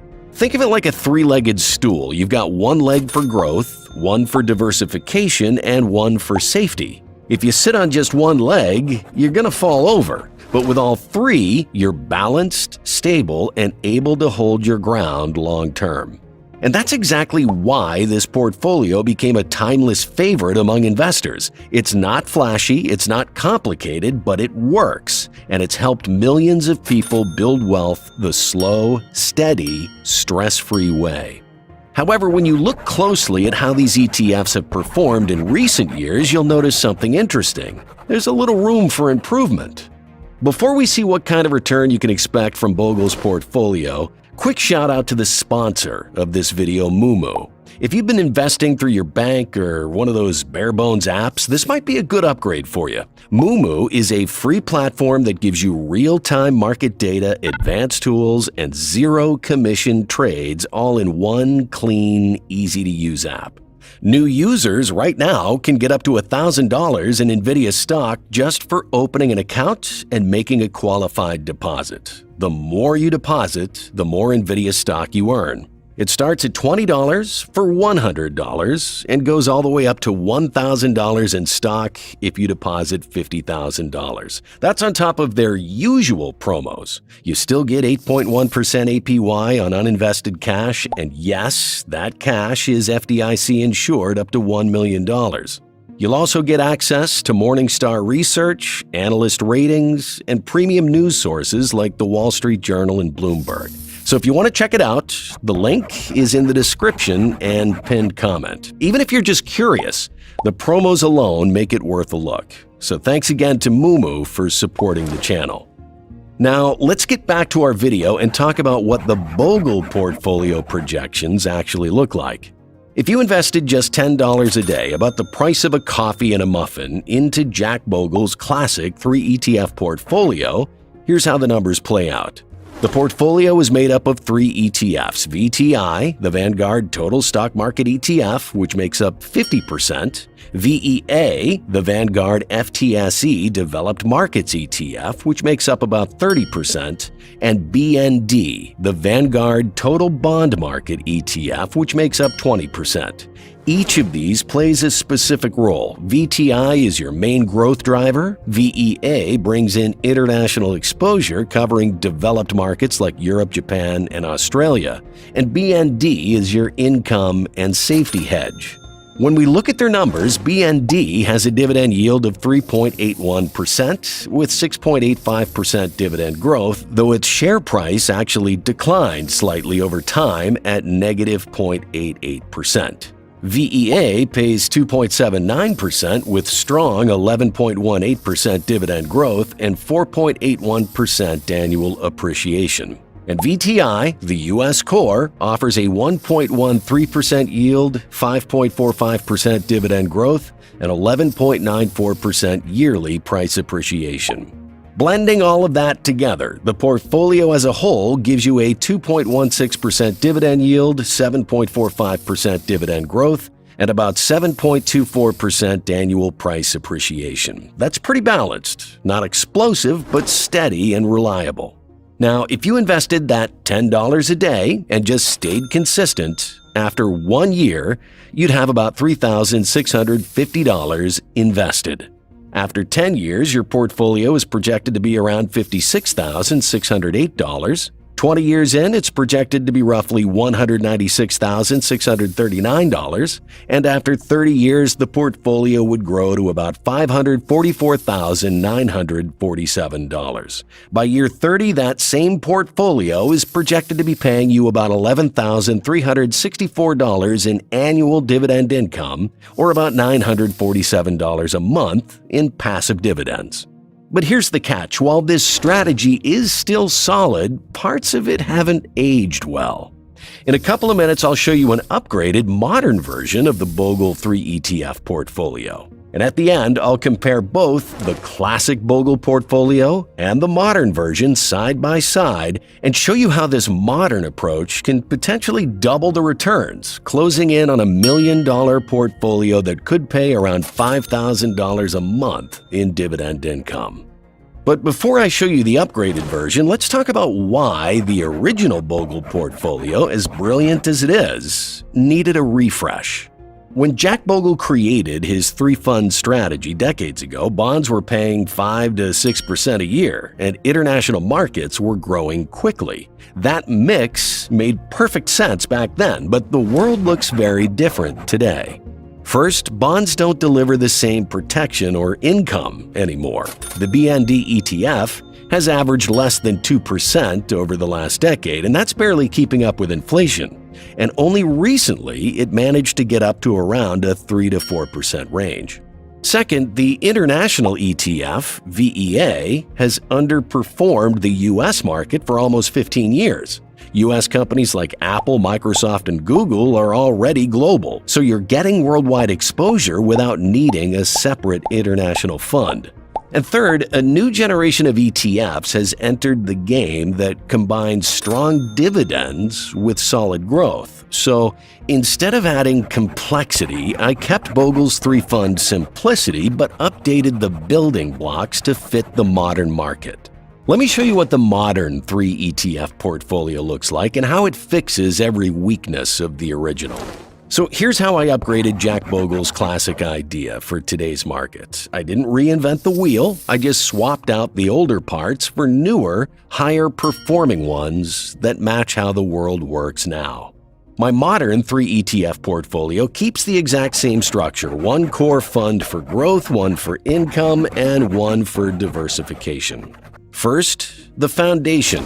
Vanguard S&P 500 ETF, about 40% of the portfolio. This is your anchor. It owns the 500 largest U.S. companies, Apple, Microsoft, Tesla, and has averaged strong returns for decades. It's simple, broad, and proven. Second, the income engine, the Schwab U.S. Dividend Equity ETF, or SCHD, about 30%. This replaces bonds. Instead of earning 1 or 2%, SCHD pays real dividends around 3.9%, and those payments keep growing 10% a year. That's steady income plus growth. And third, global quality. The iShares International Equity Factor ETF, or INTF, the final 30%. This gives smart international exposure, but only to high-quality, financially strong companies. So you stay globally diversified without sacrificing performance. Still just 3 ETFs, all low-cost, all long-term, but now each one pulls more weight, more growth, more dividends, more compounding.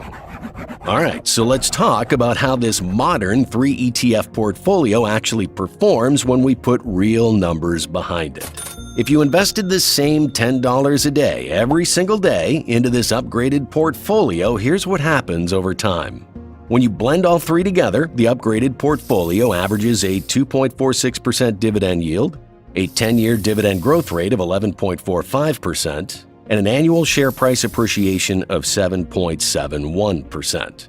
Now here's what that means for long-term investors. After 1 year, you'd have invested $3,650. After 10 years, the portfolio is projected to reach $60,454.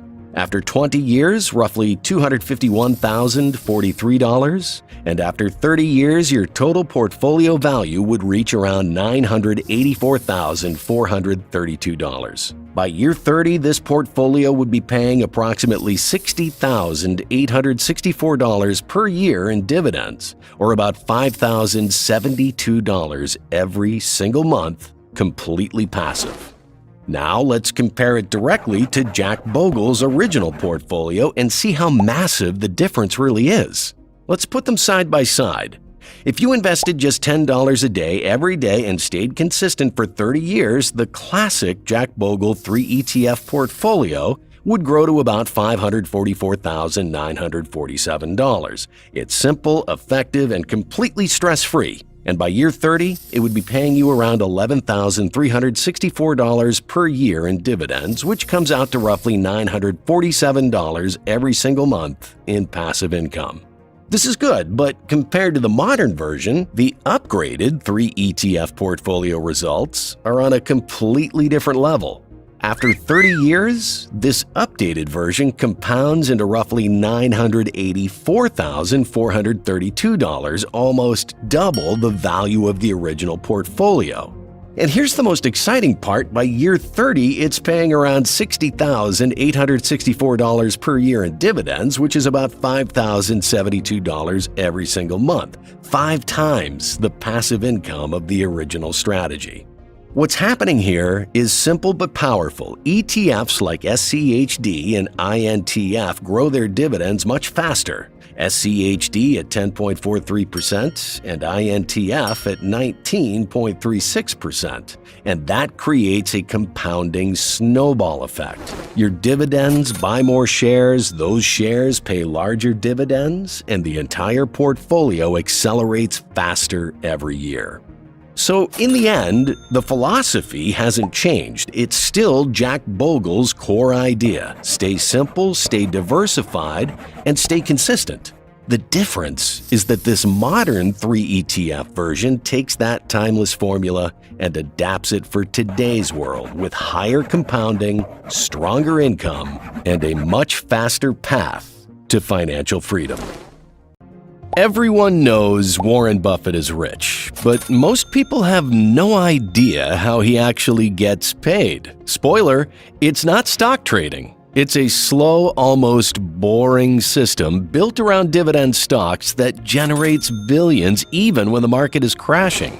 In this video, I'm going to break down how he does it, the iconic dividend stocks that built his empire, and in the end, I'll show you Buffett's most recent buys, which might just become the next Coca-Cola, that currently pay him over $2 million in dividends every day. Now, before we break it all down into complex strategies or big financial words, let's ask the real questions. How does he do it? Why is he so obsessed with dividend stocks? And most importantly, what can you learn from it? Buffett, often called the Oracle of Omaha, doesn't chase flashy trends or the next big thing. He believes in owning solid, profitable companies that return cash to shareholders year after year. His secret technique? Buying businesses that generate reliable profits and then holding on to them forever. And these businesses send him a check in the form of dividends every few months just for owning the stock. Dividends are a company's way of saying, thanks for trusting us, here is your share of the success. For Buffett, those steady payouts are more than just a reward, they're a tool. While most investors focus on price charts and market timing, Buffett focuses on cash flow. And dividends are the most reliable cash flow you can get in the market. Take Coca-Cola, one of Buffett's legendary holdings. He started buying shares back in the late 1980s, and he's never sold. Why? Because every year, Coca-Cola pays Berkshire Hathaway hundreds of millions in dividends. In fact, he's set to receive approximately $816 million in dividends from Coca-Cola in 2025. This substantial income stems from Berkshire's ownership of 400 million Coca-Cola shares, each yielding an annual dividend of $2.04. This equates to around $204 million quarterly, or roughly $2.23 million daily. And those checks keep growing. That's income without lifting a finger. Multiply that by dozens of similar positions, and you start to understand the scale of his strategy. Even better, Buffett uses those dividend payments to buy even more dividend-paying companies. It's a self-feeding machine. Money comes in, and instead of just sitting on it, he reinvests it.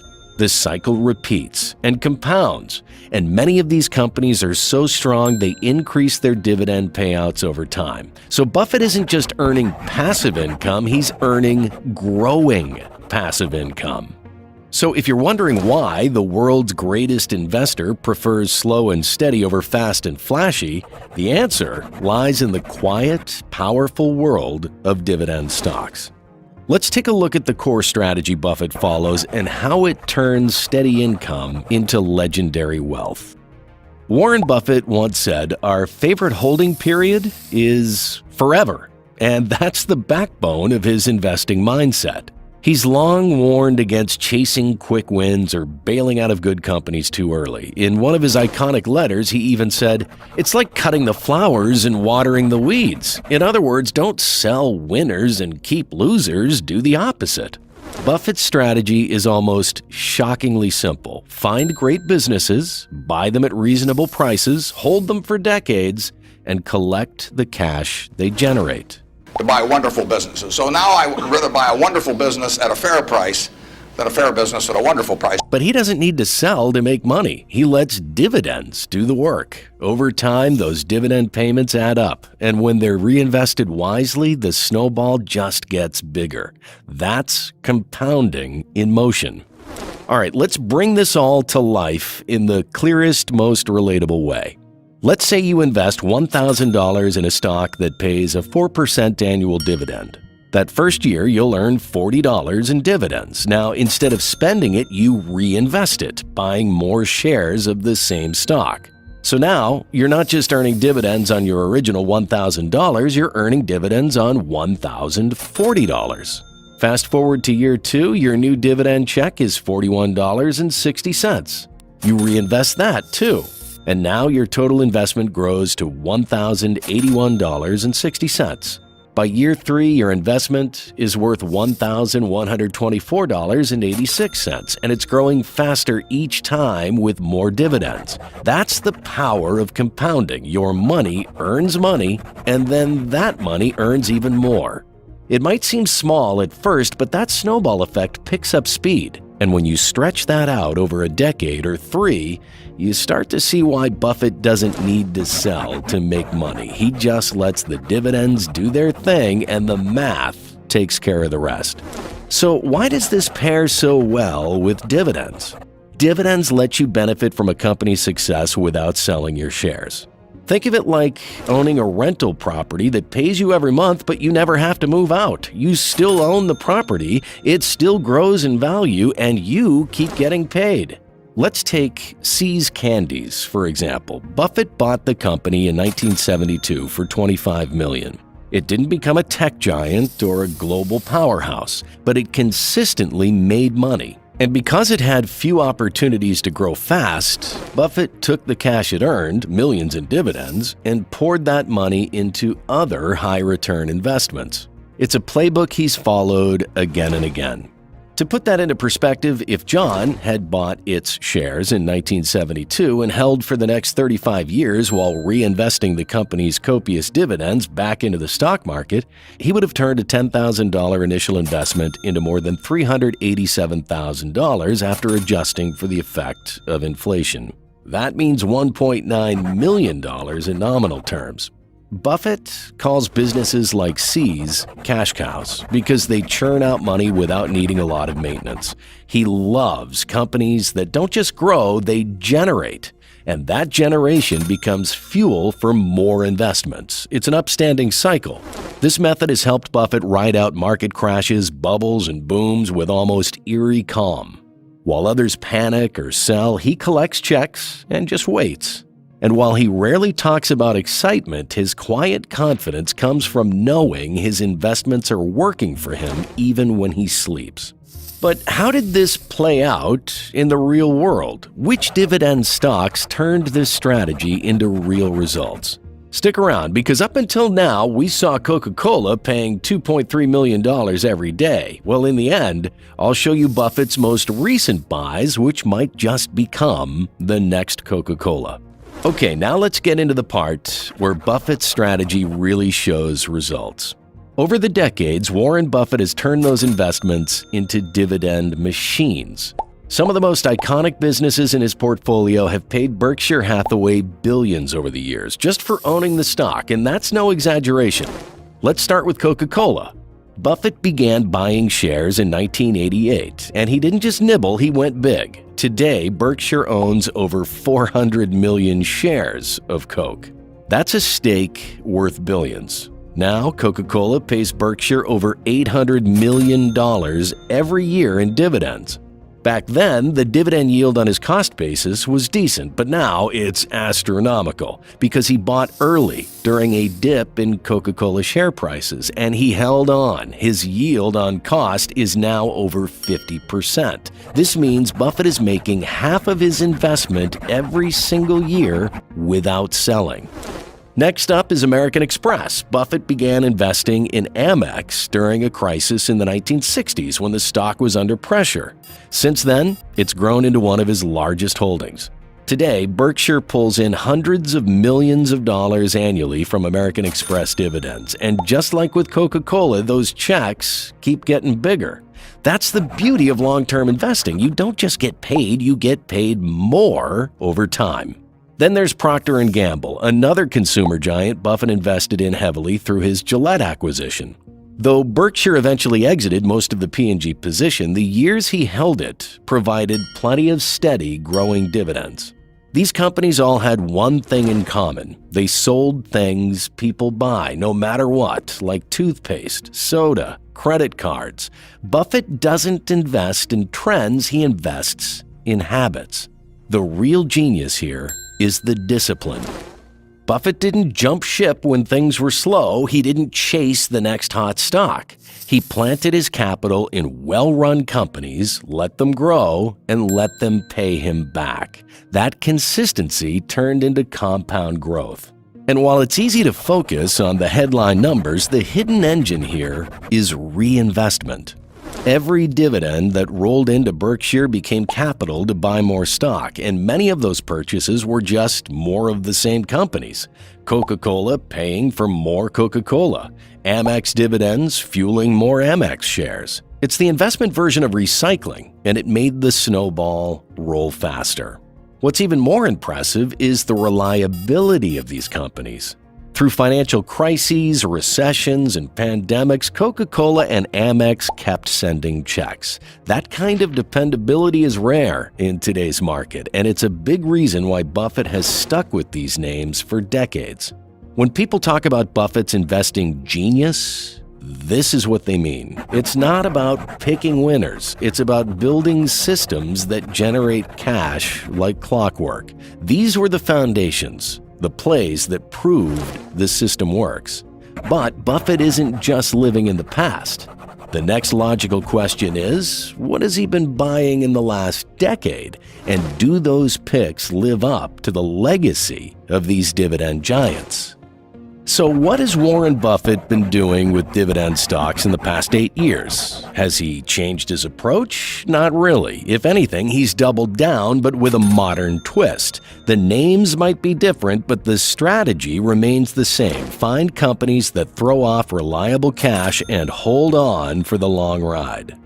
Let's start with the biggest and most obvious example, Apple. Buffett began buying Apple stock in 2016. At first, people were shocked. Why would the king of value investing go all in on a tech company? But Buffett didn't see Apple as a typical tech play. He saw it as a consumer brand with an ecosystem so sticky it resembled Coca-Cola, but in the digital age. And while Apple isn't known as a dividend monster, it does pay. And for Buffett, that steady income plus capital appreciation is the perfect combo. Apple's current dividend yield may be modest, around 0.5%, but the scale makes it powerful. Berkshire owns over 300 million shares, and that translates to around $300 million in dividends. Plus, Apple keeps raising its dividends slowly over time, and that's on top of the share buybacks, which increase Buffett's ownership percentage without him lifting a finger. Then there's Bank of America, another giant dividend play in Buffett's portfolio. Bank of America pays a dividend of roughly 2.44%, which translates to more than $797 million for Berkshire. But why does Buffett like it? Because it's a stable bank with consistent earnings and room to grow its payouts. Chevron and Occidental Petroleum are newer but increasingly important parts of the dividend picture for Berkshire. After Buffett shifted more attention to energy in recent years, these oil giants have delivered both capital gains and fat dividends. Chevron's dividend yield is around 4.77%, Meanwhile, Occidental has a dividend yield half of Chevron's, but it has strong growth potential. Berkshire has collected hundreds of millions in cash from these two alone, and with oil prices remaining high, that flow isn't slowing down anytime soon. Let's not forget Kraft Heinz, a stock that's had its share of ups and downs. Berkshire owns nearly 27% of the company. And while the share price has struggled, the dividends have not. The annual yield hovers around 5.7%, and Buffett continues to collect substantial income from it. So how do these modern picks stack up against the old classics like Coca-Cola and Amex? In many ways, they're doing the same job. They provide a reliable cash flow that Buffett can deploy elsewhere. Apple might not yield as much as Coca-Cola, but the dividend income is massive simply because of the size of the holding. Chevron pays more per share than most of Buffett's legacy stocks, and energy dividends tend to rise with inflation, which adds another layer of value. One underrated aspect of Buffett's recent buys is diversification across sectors that still deliver dividends. From tech to energy to banking, he's built a new layer of income streams. These companies can weather storms and still pay investors along the way. And remember, Buffett doesn't just want dividends for the cash. He wants the optionality. Having $1 billion a year coming in means Berkshire can jump on big opportunities fast. It's financial flexibility, and it's part of what's kept Buffett ahead of the game for so long. But what's even more fascinating is that some of these stocks, like Apple, don't even pay high dividends, and yet they're centerpieces of Buffett's empire. That's because to him, dividends are part of the picture, not the entire canvas. Apple might only yield around 0.5%, but its massive reinvestment into innovation and consistent buybacks make it a powerhouse of value creation. Still, when it comes to raw dividend power, it's hard to ignore the billions Berkshire now collects each year. Add it all up, Apple, Bank of America, Chevron, Occidental, Kraft Heinz, and others, and you're looking at over $4 billion annually in passive income. That's more than some Fortune 500 companies make in total revenue. And Buffett gets it all without selling a single share. And while these numbers are impressive, they're not just trophies on a shelf. Buffett uses this income to take action. He's not hoarding cash for the sake of it. He's using dividends as fuel. Every dollar that flows in from Apple or Bank of America could fund a new investment, a private company acquisition, or support buybacks for Berkshire's own stock. That's how the machine keeps moving. Buffett has always said he likes companies that reward shareholders, but the way he defines reward has matured. It's not just about dividend yield. It's about what a company does with its earnings. If a company like Apple reinvests 85% of its profits and turns that into new shares and products that make the company more valuable over time, Buffett is all in. If a company has nowhere to grow but keeps printing money like Coca-Cola or See's Candies, then a dividend makes sense. It's that clarity of thought that makes him different. Most investors chase either growth or income. Buffett chooses both, depending on the business. That flexibility has allowed Berkshire's dividend income to grow massively in recent years without sacrificing the long-term compounding machine he's always nurtured. And this brings us to the big question: which of these recent picks has the potential to be Buffett's next big dividend success story? Which of them might become the Coca-Cola of the next decade? Okay, so it's time to look forward. What stocks has Buffett added in the last 5 years that have the potential to become Berkshire's next dividend powerhouses or even the next Coca-Cola? One of the more intriguing additions has been Citigroup. It's been bought and sold. Berkshire's position in Citi raised a few eyebrows, but the rationale is rooted in classic Buffett thinking. The bank has a huge footprint. And while it's had its stumbles, it remains a core part of the financial system.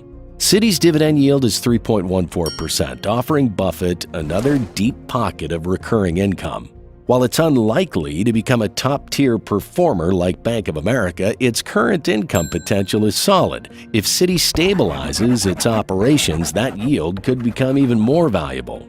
There's also been a quiet but consistent accumulation in companies like T-Mobile. While not traditionally viewed as a dividend play, T-Mobile's recent moves suggest a pivot toward shareholder returns. It recently initiated a dividend and has room to grow both earnings and payouts. This could be one of Buffett's more forward-looking bets, a company that evolves into a dividend star over time, much like Apple did. Buffett's thinking around dividends isn't one-size-fits-all. He has a rule of thumb, something he's mentioned for decades. The first question is when you have capital, is it better to keep it or return it to shareholders? It's better to return it to shareholders when you cannot create more than $1 of value with that capital. That line is simple but powerful. It means that dividends are great when a business has no better use for its cash. But if a company can reinvest its profits wisely and generate even more value, then skipping a dividend might be the smarter move. Take See's Candies. Buffett bought it back in 1972 for $25 million. It's not flashy, it doesn't innovate, but it makes steady money. Since it doesn't need much capital to grow, the cash gets funneled straight back to Berkshire in the form of dividends. It's like a vending machine that prints bills instead of snacks.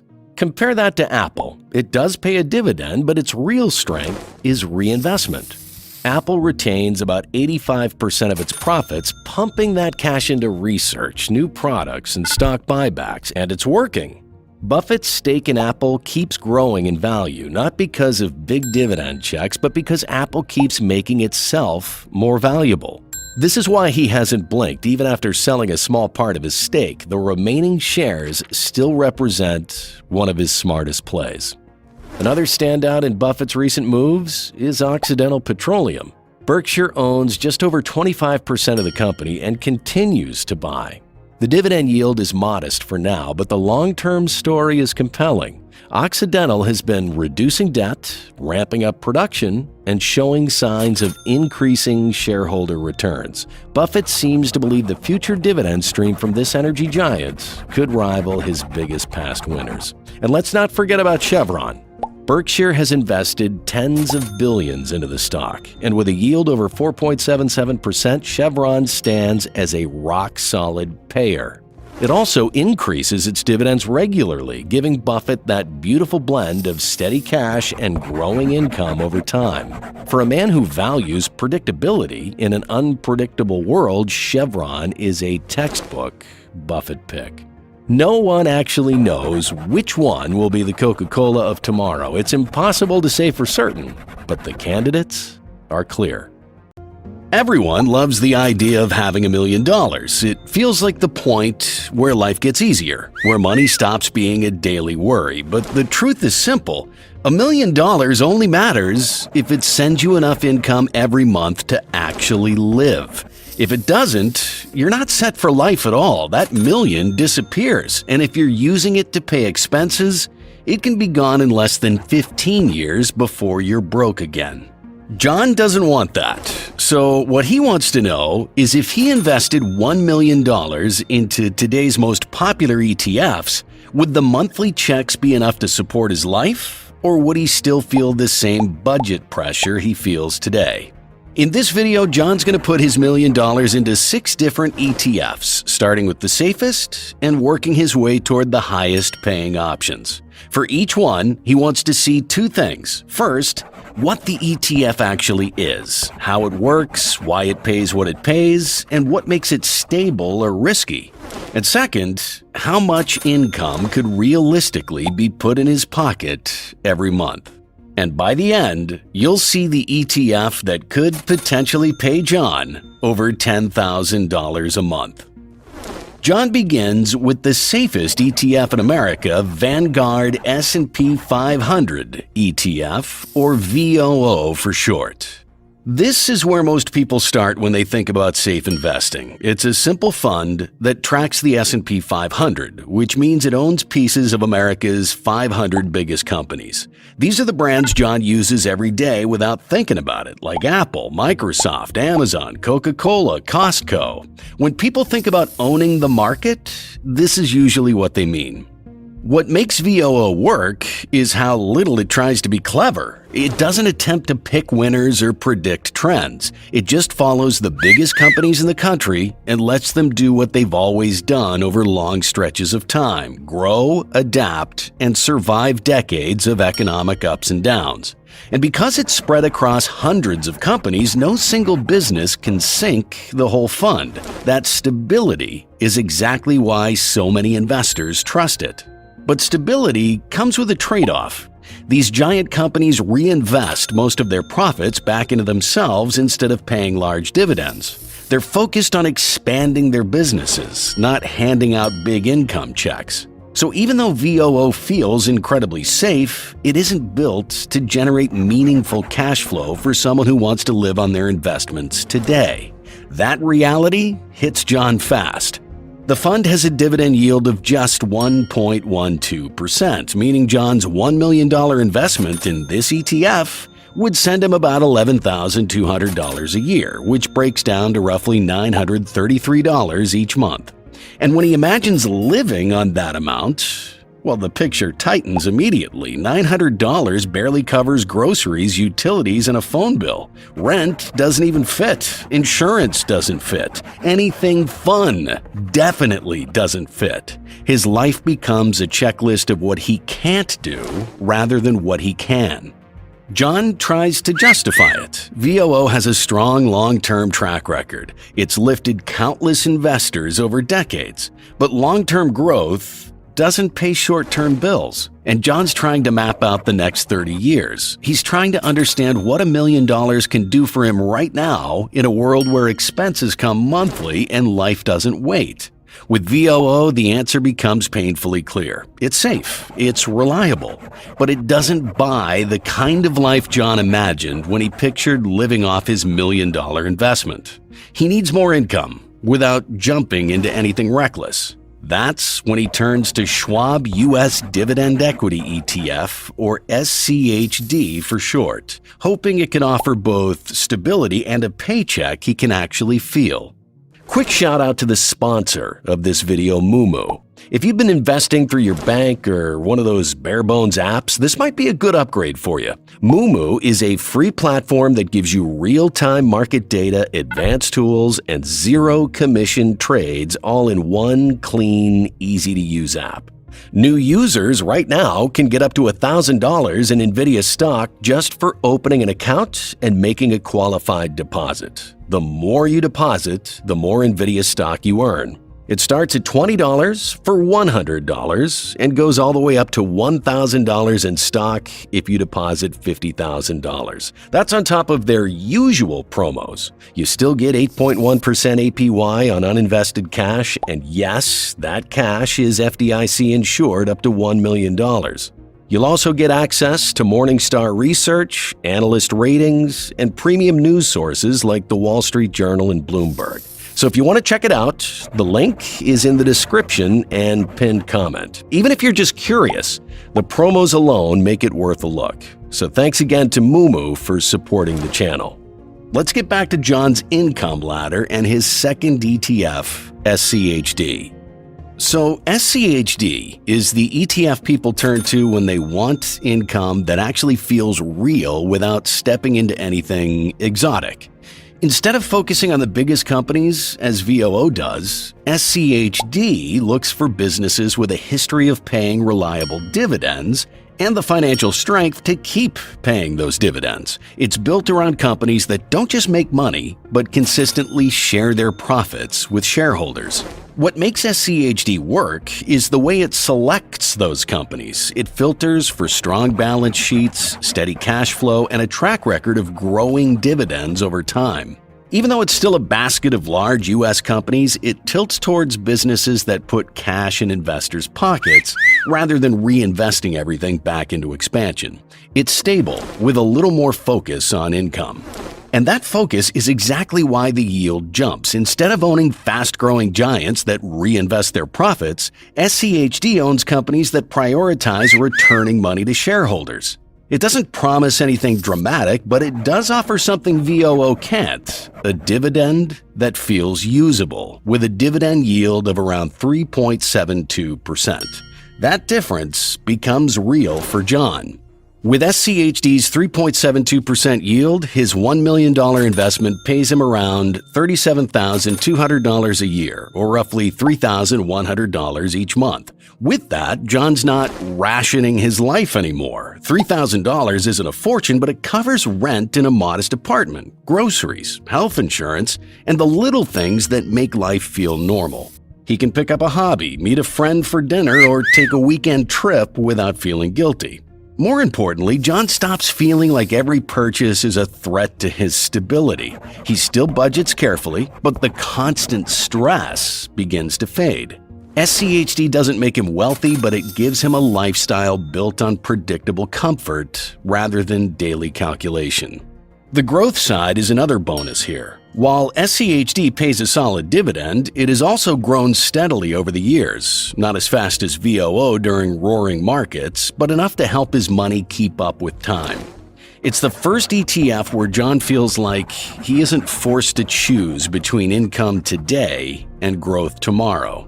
But comfort has a ceiling. $3,000 a month is livable, but not liberating, and John can't help wondering, what if he moves one step higher into true high dividend territory? What if he wants income that actually expands his life instead of just supporting it? That's when he looks at SPYD, or the State Street SPDR Portfolio S&P 500 High Dividend ETF. SPYD is where John first steps into true high dividend territory. Unlike SCHD, which carefully selects financially strong companies with steady dividend histories, SPYD takes a more direct approach. It starts with the S&P 500, finds the 80 companies paying the highest dividends, and builds an equal-weighted portfolio out of them. There's no storytelling, no complicated filtering, just the highest-yielding stocks among some of America's largest companies. That simplicity shapes how SPYD behaves. Because it's equal-weighted, smaller companies in the index get the same influence as giants like Pepsi or Verizon. This means SPYD leans into parts of the market that tend to pay bigger dividends, like energy, utilities, financials, and real estate. These sectors can be dependable, but they're also more sensitive to economic cycles. When times are good, they pay well. When things slow down, they wobble more than the broader market. And that's exactly why the yield is higher here. SPYD isn't chasing growth, it's collecting income. It owns companies that return more cash to investors today, even if they don't grow as aggressively tomorrow. For someone living off their investments, that trade-off can feel worth it. When John runs the numbers, the difference is clear. SPYD has a 4.49% yield, which means a $1 million investment produces about $44,900 a year, or roughly $3,742 a month. It's not a dramatic leap from SCHD, but it's enough to make his life noticeably easier. With that extra $600 to $650, John has room to make choices. At nearly $3,800 a month, John can upgrade to a slightly nicer apartment, maybe in a neighborhood where he feels safer walking home at night. He can go out with friends without checking his bank balance 5 times beforehand. Hobbies feel manageable instead of indulgent. And instead of saving tiny amounts, he can finally build a cushion that grows a little each month. So this is a great start, a solid monthly return from a solid ETF. But as we climb higher on the ladder of risk and reward, things get a lot more interesting. In fact, some investments pay even more. And by the end, I'll show you the one ETF that gives John over $10,000 a year in dividends right away. Back to SPYD. Emotionally, the constant pressure that defined his VOO experience is gone, with SPYD's close to $3,800 monthly income. The cautious comfort of SCHD has expanded into something else: breathing room. Life feels a little easier, less constrained, and more his own. But as John examines SPYD's track record, he gets curious. The income is strong, but the growth has been inconsistent. Some years it shines, others it stumbles. And that leads him to the next question. What if he wants income that feels reliable and truly steady month after month without depending so heavily on market cycles? That's when John discovers the JP Morgan Equity Premium Income ETF. This is the point where John feels like he's stepping into a completely different type of investment. Up to now, every ETF he's tried has been built around traditional stocks, some focused on growth, some focused on dividends. But JEPI combines stocks with something very different: option premiums. And the result is an income stream that finally feels substantial. At its core, JEPI invests in large U.S. companies with relatively low volatility. These aren't the loud, fast-moving tech names. They're steady businesses: healthcare, insurance, consumer staples, industrials, companies that don't jump around much but continue producing reliable cash flow. That's the base layer. The second layer is where the income really comes from. JEPI sells covered call options, which is a simple trade in practice. It gives up a portion of future upside in exchange for cash today. Think of it like renting out the future potential of a stock. If the stock price soars past a certain amount, JEPI doesn't capture all that growth, but it still keeps the premium the moment the option is sold. And because it does this continually, those premiums add up to real monthly income. And if the stock price drops, JEPI still keeps the premium it collected up front. The covered call doesn't protect it from the stock falling, but the premium softens that hit a little. It's like getting paid to hold the position even during a dip. That structure is why JEPI's yield is so much higher than traditional dividend ETFs, hovering around 7.47%. It doesn't have to wait for companies to distribute profits. It can generate income on demand through option premiums. It trades a bit of long-term upside for consistent cash flow now, exactly what someone like John needs if he wants investing to feel like a paycheck instead of a long-term bet. And when John looks at the numbers, his eyes widen. With a yield of 7.47%, his $1 million investment pays him about $74,700 a year, or roughly $6,225 each month. That changes everything. $6,000 isn't just comfortable, it's transformative. At this level, John can move into a place he genuinely enjoys living in. Not the cheapest option, not the compromise, but somewhere that feels like home. Travel stops being an annual event and becomes something he can plan a few times a year. He can pick up hobbies without the guilt that used to follow every purchase. Health insurance becomes manageable. Car repairs, yes, are still inconvenient, but they're never scary. And for the first time, he can save meaningful amounts every month without feeling squeezed. Emotionally, this is the turning point. With JEPI, John stops thinking about how to survive each month and starts thinking about what he wants his life to actually look like. The income feels steady, predictable, almost like a salary someone wired into his account. But as steady as it feels, JEPI still leaves a question lingering. If this much income is possible from a low volatility portfolio, what happens when you apply the same strategy to something more explosive, like technology? So he started looking into JEPQ, short for JP Morgan Nasdaq Equity Premium Income ETF. This is the ETF that makes John feel like he's stepping onto a faster-moving track. It comes from the same family as JEPI and uses a similar covered call strategy, but the foundation underneath it is completely different. Instead of focusing on slow, steady companies, JEPQ leans into the tech-heavy world of Nasdaq, businesses built around innovation, software, data, and digital infrastructure. These companies move quickly, sometimes wildly, and that movement is exactly what fuels JEPQ's higher income. At its core, JEPQ owns a diversified basket of technology and growth-oriented stocks. Names like Apple, Microsoft, Nvidia, and others shape the backbone of its portfolio. These companies don't behave like the low volatility stocks inside JEPI. They surge during strong markets and pull back sharply during weaker ones. That volatility might scare some investors, but for a covered call strategy, it actually opens the door to more income.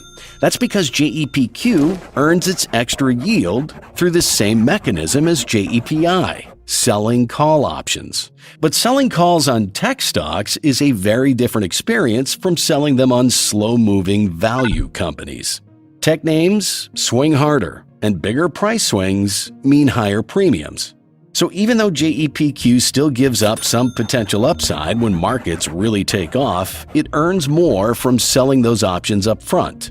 That steady stream of premium income is what boosts JEPQ's yield beyond JEPI's, standing currently around 9.47%. And when John runs the numbers, the difference is immediately visible. With a yield of 9.47%, his $1 million investment generates roughly $94,700 a year, about $7,892 every month. That's almost $8,000 a month. For the first time, John feels like his income isn't just supporting his life, it's expanding it. $8,000 a month opens doors that used to feel out of reach. At this level, his living situation improves dramatically. He can choose a home that feels inspiring instead of simply affordable. Travel becomes a regular part of his life, not a reward he has to save for all year. He can upgrade his insurance, invest in healthier routines, try new creative hobbies, or even support family if he wants to. And he can do it all without feeling like he's pushing his budget to the edge. Emotionally, JEPQ delivers something new. JEPI gave John stability. JEPQ gives him a sense of momentum, like his life finally has room to stretch. But with that feeling comes a small shadow of doubt. Tech-driven income depends on volatility staying high enough to generate those premiums. And while the upside feels incredible now, John knows tech doesn't move in straight lines. Still, he wonders if this much income is possible from a tech-focused covered call fund, what happens when he steps into the one ETF famous for prioritizing income above everything else? He keeps hearing about one ETF at the top of the yield ladder, QYLD, the Global X NASDAQ 100 covered call ETF, famous for its massive monthly payouts. For John, it's the final stop, the extreme end of the income spectrum. And unlike the other ETFs he's tried, QYLD isn't built around holding stocks for long-term growth. It's built around generating cash flow right now, even if that means giving up almost all of the upside along the way. This is also where QYLD separates itself from JEPI and JEPQ. Those two ETFs sell covered calls as well, but only on part of their portfolios. They still leave room for some growth, and that balance is what keeps their income steady without completely shutting the door on future gains. QYLD doesn't do that.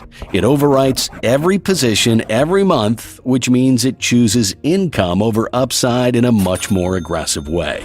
QYLD owns the NASDAQ 100, which means it holds some of the biggest tech companies in the world, Apple, Nvidia, Amazon, Meta, and others. But instead of letting those companies grow naturally, QYLD immediately turns that potential upside into cash by selling covered calls on the entire portfolio. It's like agreeing every month to cap how much the portfolio can rise in exchange for a guaranteed payment today. That's why QYLD's income, with a dividend yield of 12.57%, is in a different universe compared to most ETFs. When John calculates the numbers, the jump feels unreal. With a 12.57% yield, his $1 million investment pays him about $125,700 a year, roughly $10,475 every month. $10,000 every month. At this income level, John could rent or buy almost anywhere he wants. He could live in a high-rise with a view, buy a home in most cities, or split his time between two places if he feels like it. Travel stops being something he plans, it's something he schedules in between everything else. Long trips, multiple countries, extended stays, all of it becomes normal. He can upgrade every part of his life without thinking twice. Healthier food, better healthcare, experiences that used to feel out of reach, classes, coaching, and passions he never had time or money to explore. He could fund side projects, support family, invest in ideas, or simply buy back time by outsourcing the parts of his life he doesn't want to do. And the biggest shift is psychological. At this income level, John could walk away from work, not to survive, but to live. But with that freedom comes a different kind of pressure. QYLD's income looks incredible today, yet the foundation supporting it isn't the same as the other ETFs. By selling away all of its future upside, QYLD sacrifices long-term growth. The payments are large, but the principal may stagnate or even decline over the years. The income is real, but it's built on a portfolio that isn't compounding the way traditional funds do. And that leaves John with a strange feeling. QYLD is the first ETF that gives him everything he imagined: freedom, flexibility, abundance. But it's also the first one that makes him wonder whether the comfort he gets today might cost him the stability he needs tomorrow. He has to choose which freedom matters more: the kind that feels good now, or the kind he can trust for decades. As he steps back, the pattern becomes clear. $1 million can create almost any lifestyle, but each ETF comes with its own trade-off. Some offer safety without comfort, others offer comfort without long-term security. And suddenly, John realizes this journey was never about chasing the highest yield. It was about finding income he can rely on. Everyone loves a fat dividend. 10%, 12%, 13%. Sounds like easy money, but here's the problem. Yield isn't the full story. Some ETFs look incredible on the surface but destroy your long-term growth. Others look boring and end up building a fortune. So here's the question. If you had $100,000 to invest today, would you put it in SPYI, QQQI, or OMAH?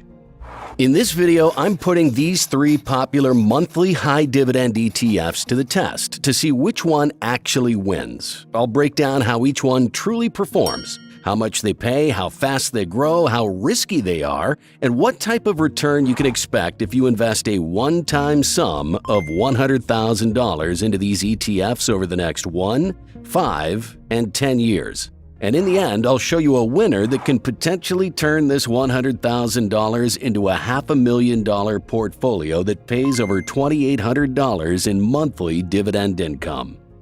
Before we jump into the results and start running the numbers, let's take a closer look at the three ETFs we're comparing, each with a strong focus on monthly income, but each one takes a very different route to get there. Let's start with SPYI, the NEOS S&P 500 High Income ETF. This one's built around the S&P 500, which includes 500 of America's biggest, most established companies: Apple, JP Morgan, Johnson & Johnson, you name it. SPYI takes those stocks and adds an options overlay, specifically by selling covered calls on the S&P 500 index itself. That move creates extra income from option premiums, which is why its yield looks so high compared to a regular S&P 500 fund. There's a trade-off though. Because of those call options, SPYI gives up some upside when the market rallies big. But here's the part that many investors love. Its distributions are tax efficient, with a good chunk classified as return of capital, or ROC. In simple terms, that means you might keep more of what you earn after taxes. SPYI is all about consistent, diversified, and tax-smart income, a mix that appeals to investors who like balance and predictability. Next up, we've got QQQI, the NEOS Nasdaq 100 High Income ETF. It uses a similar idea, a covered call strategy, but applies it to the Nasdaq 100, the index loaded with the biggest tech powerhouses like Microsoft, Nvidia, Meta, and Apple. Because tech stocks tend to move faster, QQQI can swing a little more in price, but that also gives it a bigger compounding potential. What makes QQQI interesting is that it doesn't just sell calls, it can also buy call options when the data suggests it's a smart move. That flexibility helps capture more upside during bullish markets. Like SPYI, most of its income comes from option premiums rather than traditional stock dividends, and it also benefits from the Section 1256 tax treatment, which can make its monthly payouts more efficient come tax time. And finally, we've got OMAH, the VistaShares Target 15 Berkshire Select Income ETF. This one takes a Buffett-inspired approach, focusing on owning around 70 high-quality dividend-paying companies that mirror the core of Berkshire Hathaway's investment philosophy. But here's the part that surprises people. OMAH also uses a covered call overlay, just like SPYI and QQQI. The difference is that it does so more conservatively, pairing its core equity sleeve of strong, value-driven businesses with a thoughtful option strategy to boost monthly income. That combination gives OMAH the best of both worlds: durable, dividend-focused companies generating steady cash flow, plus option premiums that lift income without taking wild risks. All three ETFs are designed to deliver consistent monthly income, but they differ in structure, risk profile, and sources of return. These distinctions make a significant impact on their long-term performance and income growth potential. All right, let's talk about the part that everyone loves, the dividends. Right now, all three funds are offering some pretty eye-catching yields. Leading the pack is QQQI, sitting at a hefty 13.38%. That's one of the highest you'll find in the dividend ETF world, and it's powered by its tech-heavy lineup and covered call strategy that squeezes a little more cash out of every share. Right behind it is SPYI with an 11.62% yield. It's slightly lower than QQQI's, but still impressive, especially considering it's built on the S&P 500, one of the most diversified and battle-tested indexes around. Its covered call approach adds an extra layer of income on top of those blue-chip dividends, giving you both stability and a healthy cash flow. Then there's OMAH, offering an 8.79% yield. It might look modest compared to the others, but it earns that income through a mix of traditional dividends and a Berkshire-inspired covered call strategy. Instead of chasing volatility, OMAH focuses on reliable, high-quality companies and uses options conservatively to boost income without taking wild bets. All three ETFs pay monthly, which is great for passive income. That steady stream can be a lifesaver if you're budgeting for retirement, bills, or simply reinvesting every month. Now, these ETFs are relatively new, and only SPYI has a history of more than a year, during which it's shown dividend growth with a 10-year CAGR of 1.41%. QQQI and OMAH don't report dividend growth yet, and that's not because they're weak funds, it's simply because they're too new. They haven't existed long enough to build a reliable dividend growth track record. So sure, QQQI wins on raw yield, but SPYI brings balance and growth, and OMAH is your slow, steady dividend traditionalist with a slightly modern take. When we talk about high dividend ETFs, everyone's first question is how much does it pay? But the smarter question is how much does it grow? Because real wealth doesn't just come from income, it comes from total return, that perfect mix of steady cash flow and rising share price, or in the case of income ETFs, stable prices. So what do the latest numbers show? Since its inception, SPYI gained about 8.1%. QQQI came in a close second at 7.8%, and OMAH dipped slightly at negative 3.36%. And before you judge those numbers too quickly, remember, all three ETFs are relatively new. There isn't enough long-term data yet for clean 3- or 5-year averages, so comparing the most recent year keeps things fair across the board. For QQQI, that combination of solid growth and double-digit yield is pretty rare. Its performance is powered by its tech-heavy lineup, the same giants driving the Nasdaq's success: NVIDIA, Microsoft, Meta, and Apple. When you're collecting a 13% yield and reinvesting into a fund that's also growing, you're essentially compounding on two fronts. It's bold, it's fast-moving, and it's designed for investors who can handle a little more volatility in exchange for bigger potential rewards. SPYI, on the other hand, tells a steadier story.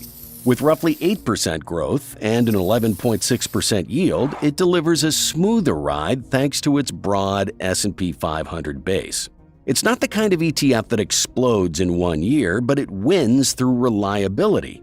Think of it as the slow-cooked version of wealth building. It takes its time, but the results are consistent, dependable, and slow-cooked delicious. And then there's OMAH, which plays by a different set of rules. Its short-term dip of about 3% can look disappointing at first look, but this fund isn't built for quick gains. Its portfolio leans toward financials, consumer staples, and steady value stocks, not high-octane tech. The goal here is predictable income, not price action. That's why OMAH's investors focus more on maintaining its 8.79% yield and dependable monthly cash flow than on day-to-day performance. In a couple of minutes, I'm going to show you what type of return you can expect if you invest a one-time sum of $100,000 into these ETFs over the next 1, 5, and 10 years. And in the end, I'll show you a winner that can turn this $100,000 into a $500,000 portfolio that pays over $2,800 in monthly dividend income. But first, let's say you're ready to put $100,000 into one of these ETFs, or maybe even more. That's when you have to stop and ask, how easy is it to get in and out? That's where liquidity comes in. Liquidity just means how quickly and efficiently you can trade a stock or ETF without affecting its price too much. More liquidity means tighter spreads, faster execution, and fewer surprises when you're buying or selling. Starting with OMAH, it's the smallest of the three and trades about 713,000 shares per day. Because its share price sits around $19, that's roughly $14 million in daily trading volume. Not bad, but definitely thinner compared to larger funds. Its $610 million in assets makes it a healthy mid-sized ETF, but big trades might take a little more patience or slightly wider bid-ask spreads. Next up is SPYI, which is far more liquid. It moves about 2.3 million shares daily with a dollar volume near 120 million. Add to that more than $5.8 billion in assets, and you've got a fund that's large, active, and easy to trade whether you're investing a few thousand or a few million. And then there's QQQI, the volume leader of the group. It trades around 3.7 million shares per day with roughly $200 million in daily dollar volume. That's a lot of action, which means you can enter or exit large positions without worrying about big price swings. Now, lower liquidity doesn't make a fund bad. It just means trades might take a little more patience, especially when markets get choppy. For long-term investors who plan to hold and reinvest, it's rarely a deal breaker. But if flexibility matters, or you like the option to trade larger amounts smoothly, SPYI and QQQI have the clear advantage here. And liquidity ties directly into something equally important: how concentrated or diversified each ETF really is. Because how many companies you own and how heavily you lean on the top few can make a huge difference in both returns and risk. The more concentrated a fund is, the bigger your wins and losses can be when those few names move. OMAH, the most focused of the three, holds only about 70 stocks, and a massive 60% of the fund sits in its top 10 positions. That means more than half of your money is really riding on companies like Apple, Berkshire Hathaway, and American Express. It's a bold, Buffett-style strategy built on conviction. When those companies perform, the results can be fantastic, but it also makes the portfolio more sensitive. SPYI, on the other hand, takes the complete opposite approach. With over 500 holdings and just 39% in its top 10, it's easily the most diversified. Its low turnover rate, around 2%, means it barely changes its lineup, which helps reduce trading costs and keeps performance steady. SPYI is built for predictability, a buy it, hold it, and let it grow kind of ETF. Then there's QQQI, which sits somewhere in between. It owns about 100 stocks, but over 50% of its value still sits in its top 10, names like Nvidia, Microsoft, Apple, and Meta. With a 22% turnover rate, it's more active, adjusting positions more frequently to capture tech-driven trends. That flexibility can boost returns during strong markets, but it can also make the ride a little bumpier. So here's the trade-off. OMAH and QQQI lean into concentration, which can deliver bigger payoffs and total returns, but also bigger pullbacks. Meanwhile, SPYI spreads things out, giving you smoother compounding and fewer surprises. It really comes down to what kind of investor you are. Do you prefer steady and balanced, or focused and fast-moving? Now, let's turn this structure into numbers and see exactly how $100,000 could grow in each of these ETFs over time. To keep things simple, let's assume you invest once, no additional contributions, and reinvest all of your dividends. I'll show you and John how that $100,000 could grow over 1, 5, and 10 years in SPYI, QQQI, and OMAH. Let's start with OMAH. It currently yields about 8.79% with no measurable dividend growth yet and a negative 3.36% average annual price movement. Based on these metrics, after 1 year, an initial investment of $100,000 is projected to be valued at $105,430. Total dividends earned will be about $8,790 or $733 per month, with an estimated negative $3,360 in capital depreciation. After 5 years, the portfolio is expected to be valued at $134,075. Total reinvested dividends will reach $52,917. Capital depreciation will amount to negative $18,842, and annual income will rise to around $12,609 or $1,051 per month. After 10 years, the portfolio value is projected to reach $194,538. Reinvested dividends will total $139,482, capital depreciation will be approximately negative $44,944, and annual income is expected to grow to $21,225 or about $1,769 per month. Total projected growth after 10 years, $94,538, primarily driven by reinvested dividends rather than price appreciation. Next, let's look at SPYI, which builds on a broader base of companies and adds moderate growth to that steady income stream. SPYI has a dividend yield of 11.62%, a dividend growth rate of 1.41%, and an average annual share price appreciation of 1.91%. After 1 year, an initial investment of $100,000 in this ETF is projected to be around $113,530. Total dividends earned will be $11,620 or $968 per month.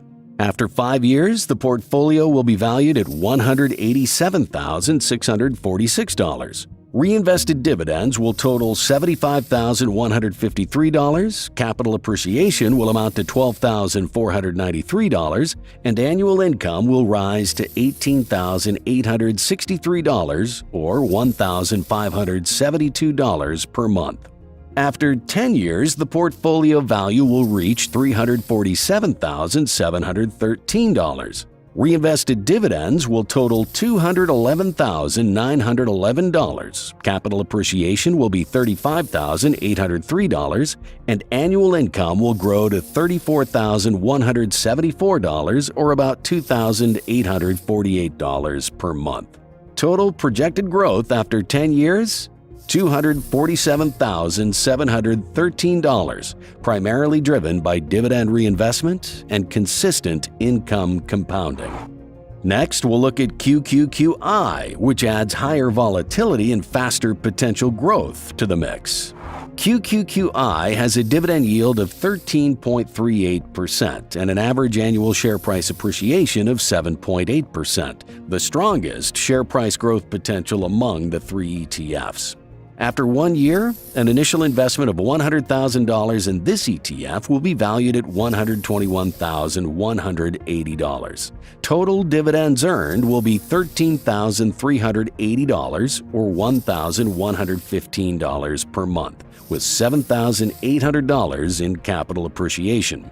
After 5 years, the portfolio will be valued at $241,072. After 10 years, the portfolio value will reach nearly $500,000, reaching $493,910. Reinvested dividends will total $206,450, capital appreciation will be $187,460, and annual income will grow to $27,852, or about $2,321 per month. Total projected growth after 10 years, $393,910, driven by a strong combination of dividend reinvestment and price appreciation. So let's pull everything together and see how these three ETFs stack up side by side. In terms of dividend income, OMAH starts lower at $8,790 but grows slowly to $21,225 over 10 years. Slow, steady, and built on dependable income rather than price gains. SPYI shows stronger compounding, rising from $11,620 to $34,174, fueled by its higher yield and balanced growth approach. Meanwhile, QQQI begins with the highest payout at $13,380 and climbs to $27,852, offering solid growth with a bit more volatility along the way. Looking at total portfolio value tells an even clearer story. OMAH begins at $105,430, reaches $134,075 after 5 years, and grows to $194,538 after 10 years. Stable, predictable progress, driven mostly by reinvested dividends. SPYI starts at $113,530, grows to $187,646 in 5 years, and reaches $347,713 after 10. QQQI leads the pack, beginning at $121,180, jumping to $241,072 after 5 years, and surging to $493,910 by year 10, a steep, tech-powered climb that comes with higher potential and higher swings. All three have distinct personalities. OMAH focuses on income stability and conservative growth. SPYI blends strong yield with broad diversification for steady long-term compounding. QQQI targets fast total return through higher risk and stronger tech exposure. If you've ever tried to start investing, you've probably heard this advice. Just keep putting money in and wait. But what if wait actually means half a lifetime? Because for most people, that's the painful truth. The typical path to financial freedom is so slow that by the time you get there, you're too old to enjoy it. If you run the numbers, the income they're waiting for might not show up until their 70s or even 80s. In this video, I'm breaking down why that happens and how you and John can build a dividend portfolio that works faster, not riskier, just smarter. You'll see exactly why the S&P 500 can't get you there, what kind of stocks can, how to build your own income-focused portfolio, and how even $10 a day could snowball into $3,200 a month in under 2 decades. Stick around until the end, because I'll show you how John's plan hit $3,200 a month 49 years faster than the classic approach. And with just one simple change, he made it grow even faster, turning it into the quickest, most doable way for everyday investors to reach it. Now, before doing anything, John defined his goal. $3,200 a month in dividend income, enough to cover the basics, rent, groceries, utilities, and breathe a little easier. Now, when you break that number down, it really comes down to one thing: yield. Think of yield as how much cash flow your investments pay you each year. The higher the yield, the less total money you need invested to hit that same income goal. At a 3% yield, you'd need roughly $1.3 million. At 4%, it drops to just under $1 million. At 5%, you're closer to $790,000. Same goal, totally different climb. But let's be real. Nobody has a spare million sitting around waiting to make them $3,200 a month. If you're aiming for that kind of income, it's not about having money, it's about building it. And that's where John realized something most people overlook. It's called dividend reinvestment, or DRIP. Instead of cashing out your dividends, you use them to buy more shares. Those new shares then pay dividends too, and over time, that snowball starts rolling faster and faster. Here's how it works. Say you start with $50,000 invested in a stock priced at $25 a share. That gives you 2,000 shares. The dividend yield is 4%, so in the first year, you'd earn $2,000 in dividends. Instead of spending it, you reinvest and buy 80 more shares. Now those shares pay a little more, and your second year dividend comes to around $2,080, and that gets reinvested too. Each year, your pile of shares grows, and so does your income. Without adding another dollar of your own money, your dividend income grows every single year. DRIP turns dividends into compounding machines, pulling forward the day when that $3,200 a month becomes reality. Now, if you've ever asked for investing advice, chances are you've heard the same phrase repeated 100 times. Just invest in the S&P 500 and wait. It's the golden rule of personal finance. Safe, simple, and time-tested. And to be fair, it's not bad advice if your only goal is to grow wealth slowly over the course of a lifetime. But John's goal isn't just to be comfortable at 70. His goal is to build an income stream he can actually live on while he's still young enough to enjoy it. So he digs into the numbers. The S&P 500 has a dividend yield of about 2.5%, a 10-year dividend growth rate of around 6%, and share price appreciation averaging 11% a year. Those numbers look good for long-term net worth growth, but when you run them through the lens of dividend income, the picture changes. So to keep things realistic, he decided to start small, just $10 a day. That's about what most people might spend on lunch or coffee. No giant lump sums, no inheritance, no big paychecks to fund it, just a small, consistent amount that anyone could actually stick with. With that mindset, John set out to see what the S&P 500 could really do. He started investing $10 a day, roughly $3,650 a year, into a basic S&P 500 index fund. The projections show that after 10 years, his portfolio would grow to around $67,000 and pay roughly $1,000 a year in dividends. It's progress, but not exactly life-changing. After 20 years, the projections show a portfolio value of about $275,000 with annual dividends of roughly $2,000. Still not enough to make a real difference. By year 30, the projections show John crossing around $900,000, earning about $5,000 a year in dividends, which is about $400 a month. Still, nowhere near the $3,200 target.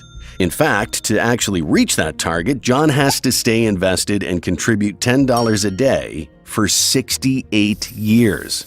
That's when his dividend income would reach $38,500 a year or $3,200 a month.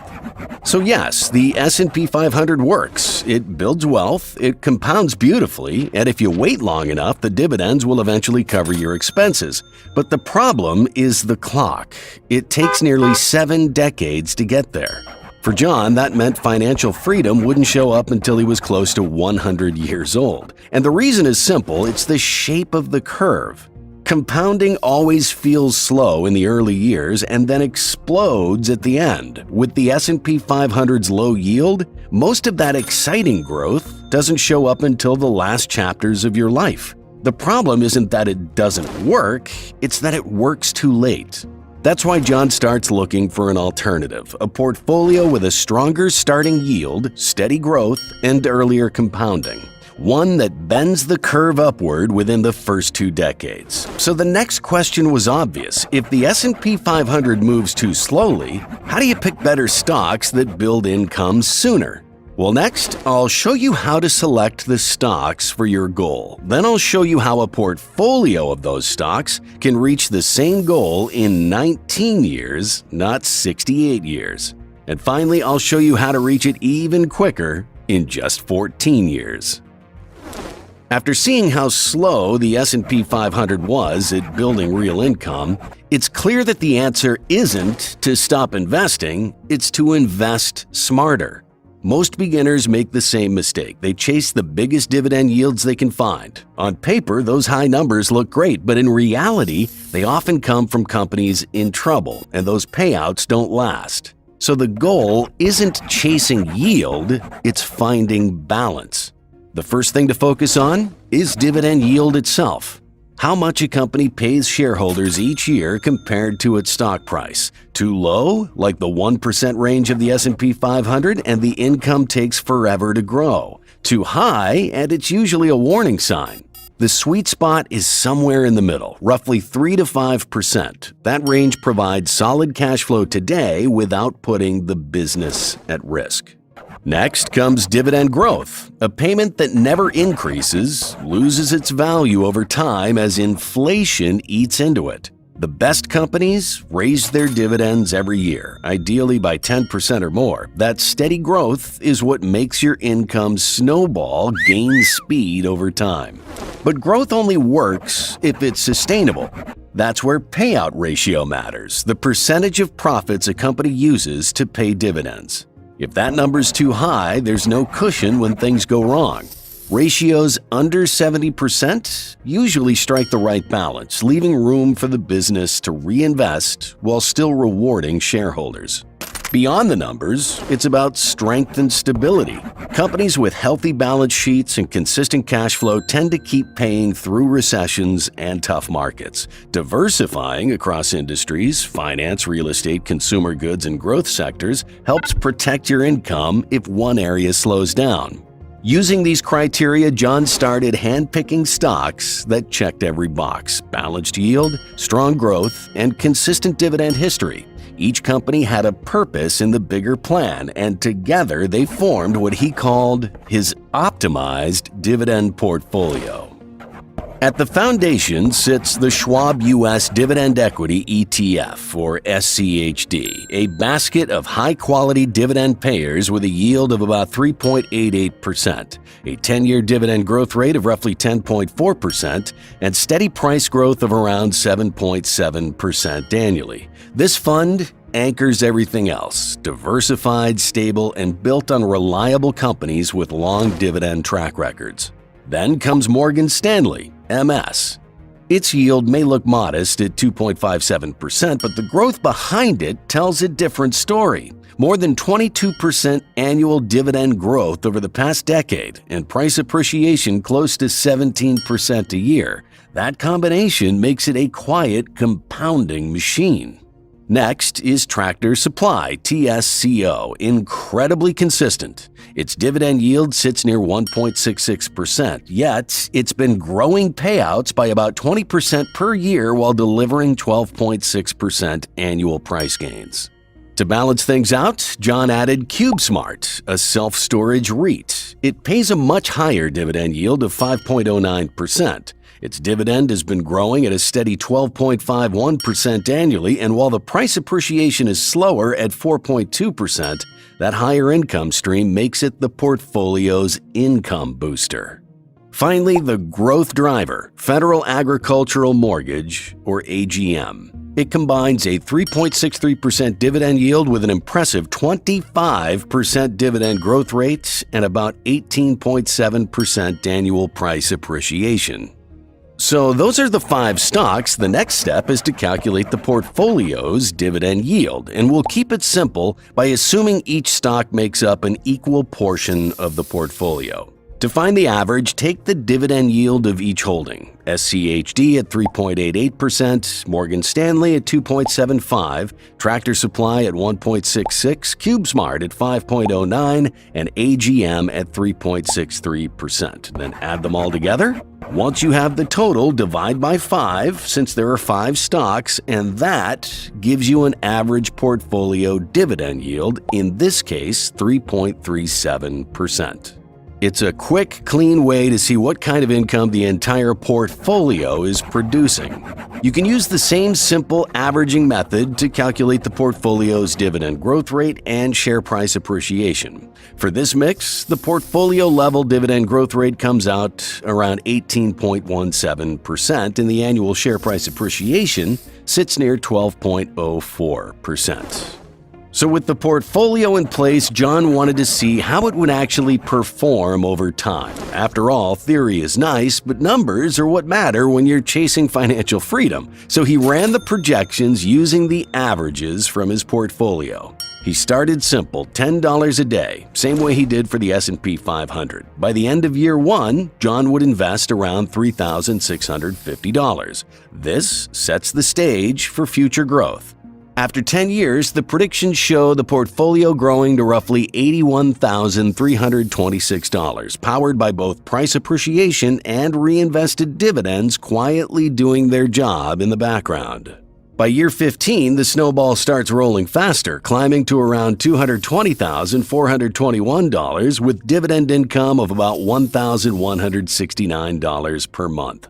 Then comes the turning point. By year 19, the projections show the portfolio crossing $493,325 and the annual dividend income hitting nearly $39,511. That's about $3,293 every single month. Goal achieved in less than 2 decades. Those small daily investments of just $10 a day would have built an income stream that covers John's freedom number.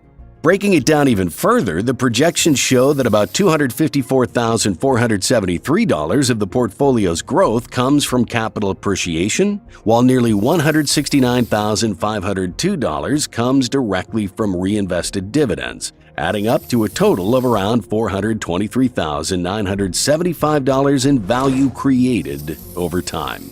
Seeing these numbers proves something simple. You don't need millions to start, just consistency, a solid plan, and time. Now, to put it all in perspective, John compared his dividend portfolio directly against the S&P 500 to see which one reached financial freedom faster. On one side, it's the S&P 500, the orange line. The other is John's dividend-focused portfolio, the blue line. Both start in the same place with just $10 a day being invested, but the paths they take couldn't be more different. The orange line moves upward almost in slow motion. For the first few decades, dividend income is barely noticeable. It takes 20 years just to cross the $2,000 a year mark. Even at year 30, it's still only paying around $4,000 annually. The real growth doesn't kick in until the very end, and by then it's too late for most people to enjoy. Only by year 68 does it finally reach about $38,500 a year, or roughly $3,200 a month, hitting the target. That's nearly 3 generations of waiting. Now look at the blue line. Instead of crawling, it accelerates early. By year 10, dividends are already climbing into the thousands. By year 19, it's paying out over $39,500 a year, more than the S&P 500 produces in nearly 7 decades. The shape of the curve is completely different. Where the S&P backloads all of its compounding into old age, John's dividend portfolio brings it forward into the years that actually matter.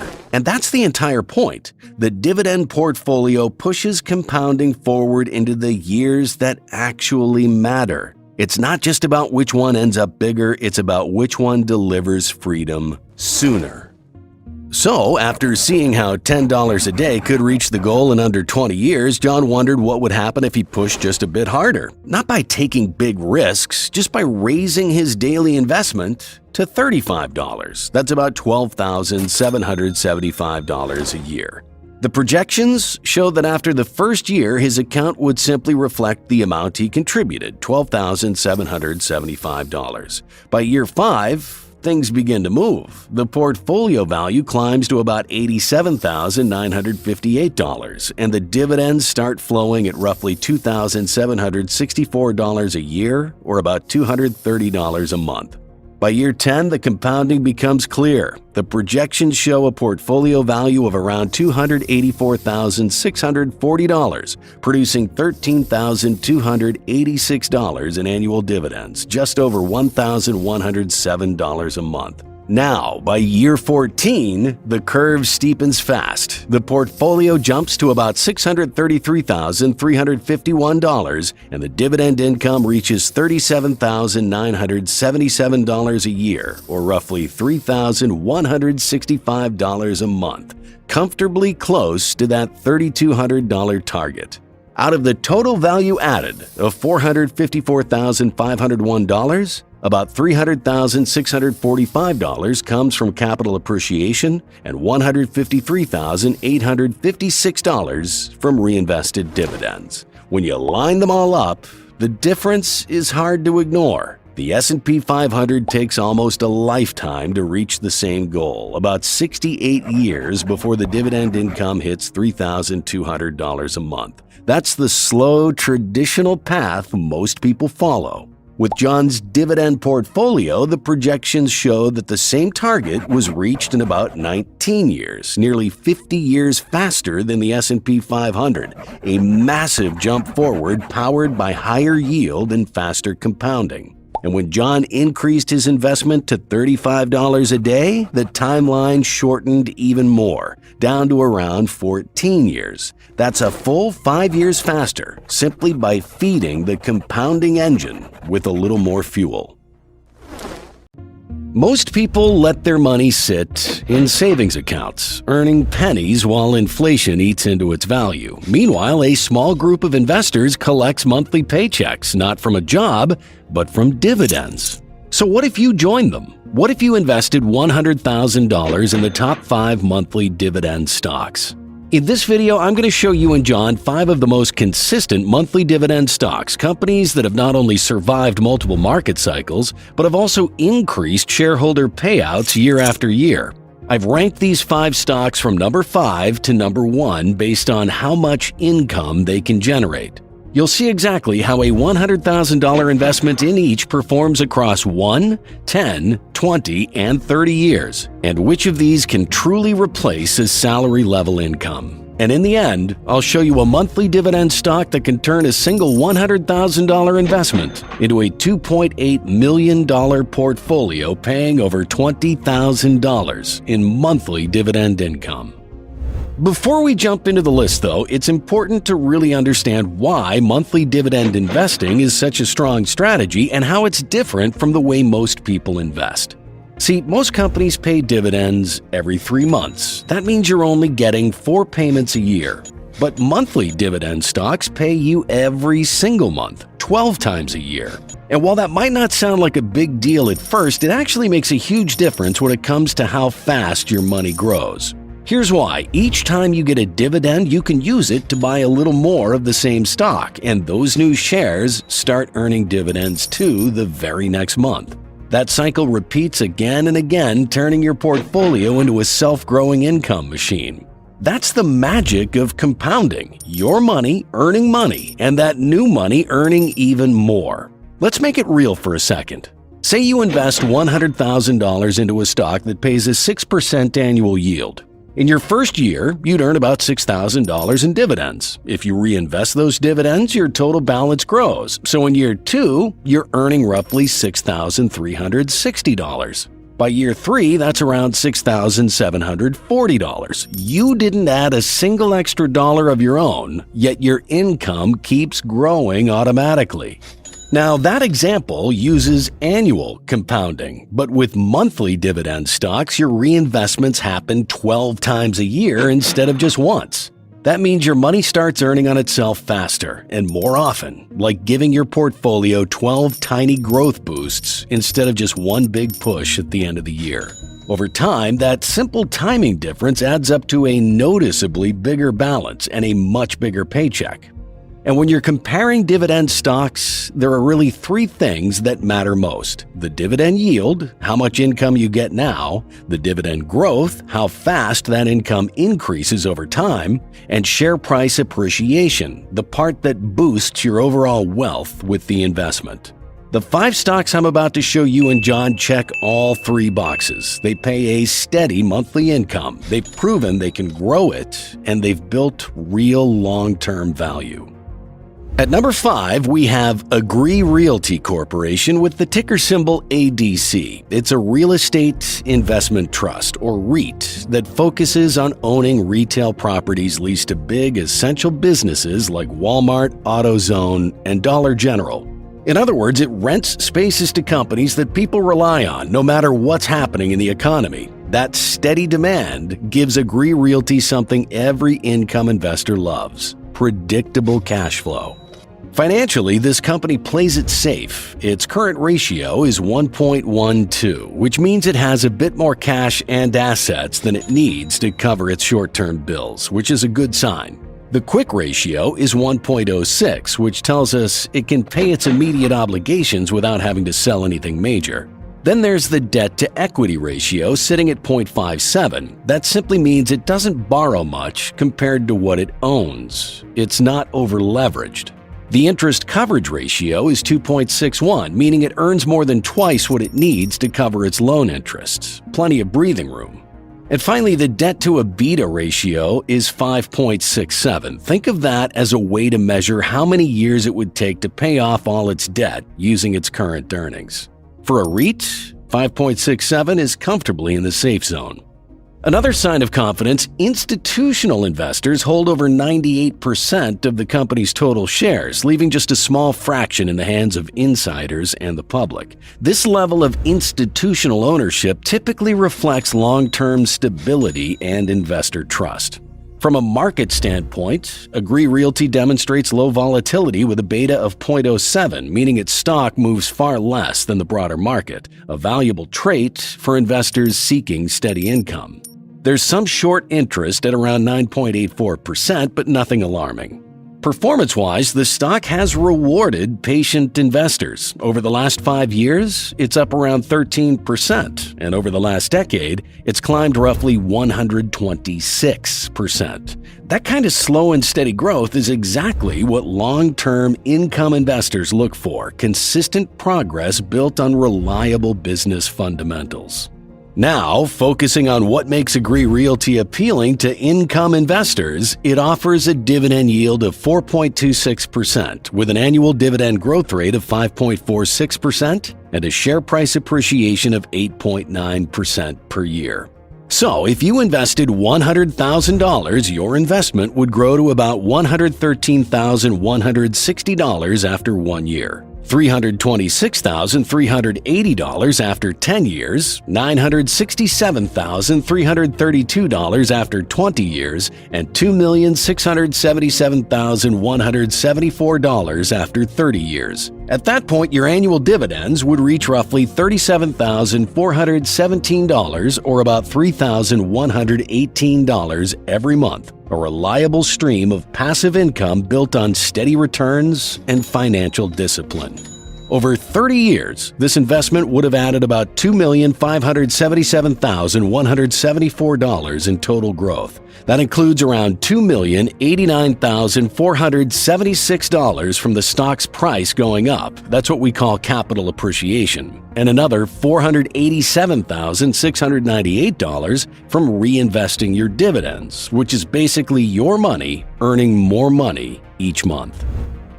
At number 4, we've got Main Street Capital Corporation with the ticker symbol MAIN, a true favorite among income investors. Main is what's called a business development company, or BDC for short. Basically, it lends money to small and mid-sized American businesses that are growing but can't always get loans from big banks. In return, Main Street earns interest on those loans like a bank and sometimes even takes a small ownership stake in those companies. Then, instead of keeping all that income, it pays a big chunk of it back to its investors through monthly dividends. Right now, the stock trades at around $58.38, near the higher end of its 52-week range between $47 and $67.77. Over the last 10 years, it's been up about 94%. Its price-to-earnings ratio sits at 14.57, which means investors are paying about $14.50 for every dollar of the company's earnings. That's a pretty fair valuation for a stock that delivers both strong income and solid growth. Financially, Main Street is in great shape. Both its current and quick ratios sit at 2.09, meaning it has more than enough liquidity to cover short-term expenses. Its debt-to-equity ratio is 0.77, showing it uses moderate leverage, just enough to enhance returns without overextending itself. With an interest coverage ratio of 3.75, it easily earns enough to pay its debt obligations, which gives investors peace of mind that dividends are well supported. Ownership is well diversified, too. Institutional investors hold about 22% of shares, everyday retail investors own roughly 74%, and insiders hold around 4%. That's a healthy mix that reflects both professional confidence and strong retail trust. In terms of risk, Main's beta is 0.7, meaning the stock moves less than the overall market. Steady, but not dull. Its short interest of just 5.58% shows there's very little negative sentiment, and an Altman Z-score of 1.75 signals a manageable level of financial risk typical for a well-run lender. The company currently pays a dividend yield of 7.53%, with a compound annual dividend growth rate of 3.76% and annual share price appreciation of 7.31%.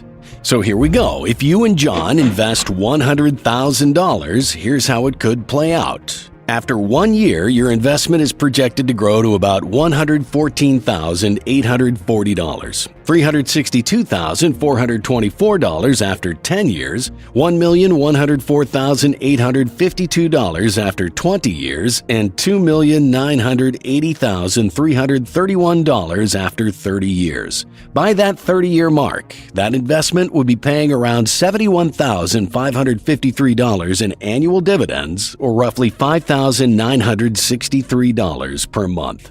Over those 30 years, the total value added comes to roughly $2,880,331, about $1,933,575 from price growth, and $946,756 from reinvested dividends.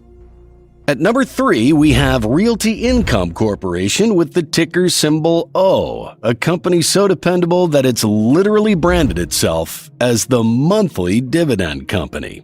And it's not just a slogan. Realty Income has paid and grown its monthly dividend for more than 30 straight years. That kind of consistency is rare, even in the world of REITs.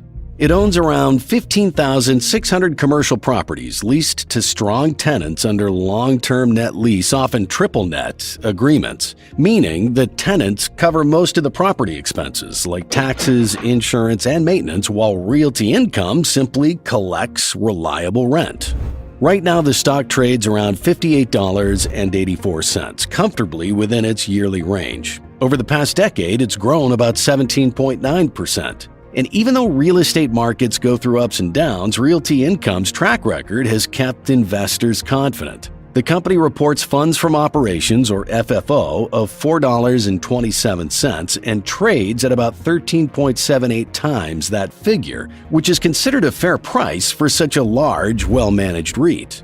Financially, Realty Income is in strong shape. Its current ratio is 1.5 and the quick ratio is 1.04, showing it has enough short-term assets to easily cover immediate bills. The debt-to-equity ratio sits at 0.74, meaning it uses debt responsibly. Its debt-to-EBITDA ratio of 5.9 and interest coverage ratio of 2.23 tell the same story. The company can comfortably handle its debt without stretching itself thin. In short, it's a textbook example of a company that knows how to manage growth without putting shareholders at risk. Ownership is another big confidence signal. Institutional investors, the large funds and money managers, hold about 78% of the shares. That's a strong endorsement from professionals who look for dependable income-producing assets. The rest is held by the public, while insiders own only a tiny portion. And with a market cap of nearly $54 billion, Realty Income is one of the biggest and most trusted names in the REIT world. From a risk standpoint, Realty Income is among the lowest volatility dividend stocks in the market. The short interest stands at 4.24%, while its 24-month beta of 0.2 indicates that it moves far less than the broader market. Now, when you combine all that stability with the power of compounding, things get really interesting. Realty Income pays a 5.55% dividend yield, grows those dividends about 3.9% per year, and sees about 2.35% annual price appreciation. It's not flashy, but over time, that combination can snowball into something big. So if you invested $100,000 and simply left it alone, your portfolio could grow to around $107,900 after 1 year, $222,031 after 10 years, $539,932 after 20, and roughly $1,458,453 after 30 years. By then, your investment would be paying around $113,895 a year, or around $9,491 every single month. Over that 30-year period, your total growth would be around $1,358,453, with $318,645 coming from the stock's price increase and $1,039,809 from the reinvested dividends. Though the valuation added is on the low side, it makes up for it with higher monthly dividend income. Okay, next, I'll show you a stock that pays more than Realty Income and still delivers twice the returns. And in the end, I'll show you a monthly dividend stock that can turn a single $100,000 investment into a $2.8 million portfolio paying over $20,000 in monthly dividend income. At number 2, we have Sabine Royalty Trust with the ticker symbol SBR, one of the most unique monthly dividend investments on the market. A royalty trust is not a traditional operating upstream company. It holds royalty and mineral interests in U.S. oil and gas production, then distributes a large portion of that income to its unit holders every month. Because it doesn't run drilling operations like a typical company, it has far lower overhead and operational cost risks compared to many other energy players. Sabine currently trades around $67.74, with a 52-week range of $58.25 to $84.39. Over the past 5 years, its value has increased by approximately 133%. Sabine operates with a structure that's extremely lean and transparent.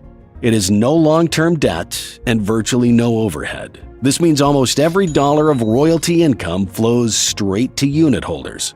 The trust's financial position reinforces this efficiency. Both its current and quick ratios stand at 31.48, showing substantial liquidity relative to its obligations. There's no debt-to-equity ratio, no leverage metrics like debt-to-EBITDA, and no interest coverage ratio to report, because the trust simply doesn't borrow money. This creates a highly secure financial profile free from the risks that typically accompany debt-funded operations. Ownership is mostly in the hands of everyday investors, not big institutions. Around 82% of the units are held by the public, with 13% owned by institutions and about 4% by insiders. On the risk front, Sabine remains relatively conservative for a commodity-linked asset. Short interest is just 0.66%, and with a 24-month beta of 0.56, the trust moves less than the broader market, offering moderate volatility compared to pure exploration and production companies. The days to cover ratio of 1.91 suggests low short-term trading pressure, reflecting investor confidence. However, its main sensitivity remains tied to oil and natural gas prices, which can influence monthly distributions. Okay, so let's look at what that means over time. Sabine offers a 6.39% dividend yield, grows its payouts roughly 5.82% per year, and its share price appreciates about 6.99% annually. If you invested $100,000, your portfolio could grow to around $113,380 after 1 year. $341,072 after 10 years, $1,095,857 after 20, and about $3,337,885 after 30 years. By then, you'd be earning roughly $135,940 each year, or about $11,328 every single month from this one investment. Over those 30 years, your total gains would reach about $3,237,885, including $1,893,879 from price growth and $1,334,006 from reinvested dividends.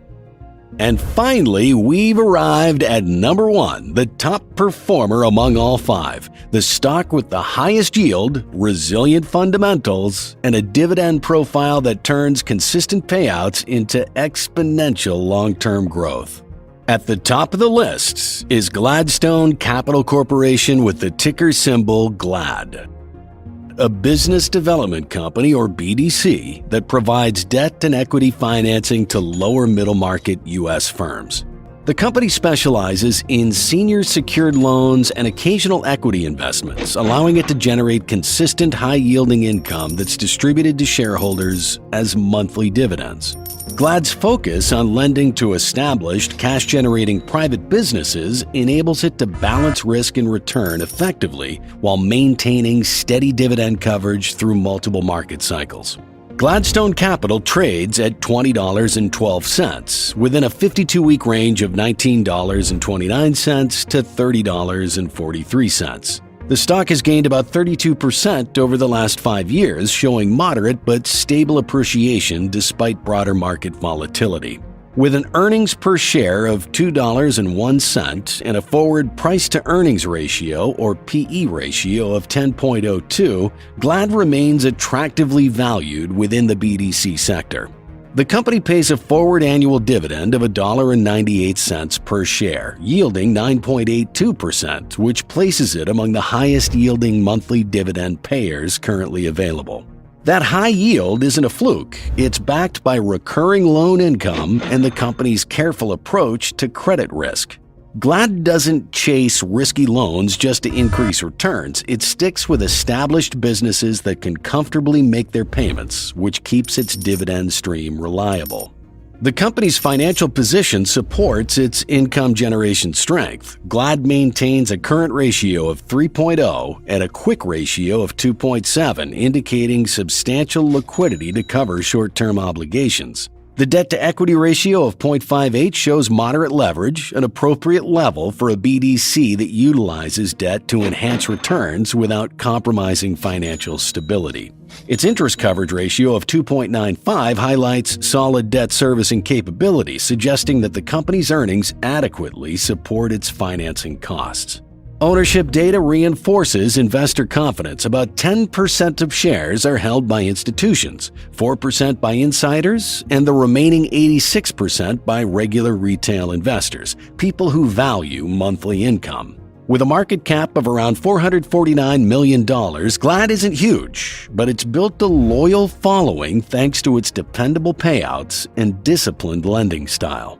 On the risk side, there's not much to worry about. The short interest is only 2.57%, meaning very few traders are betting against it. Its beta of 0.69 shows it moves less than the market, and an Altman Z-score of 1.61 signals a stable footing, cautious but well within the comfort zone for a lending company.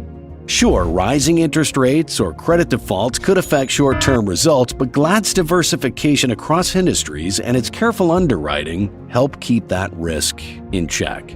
GLAD offers a 9.82% dividend yield, which is the main driver for investors. It has an annual dividend growth of about 1.66% and share price appreciation of around 1.14% per year.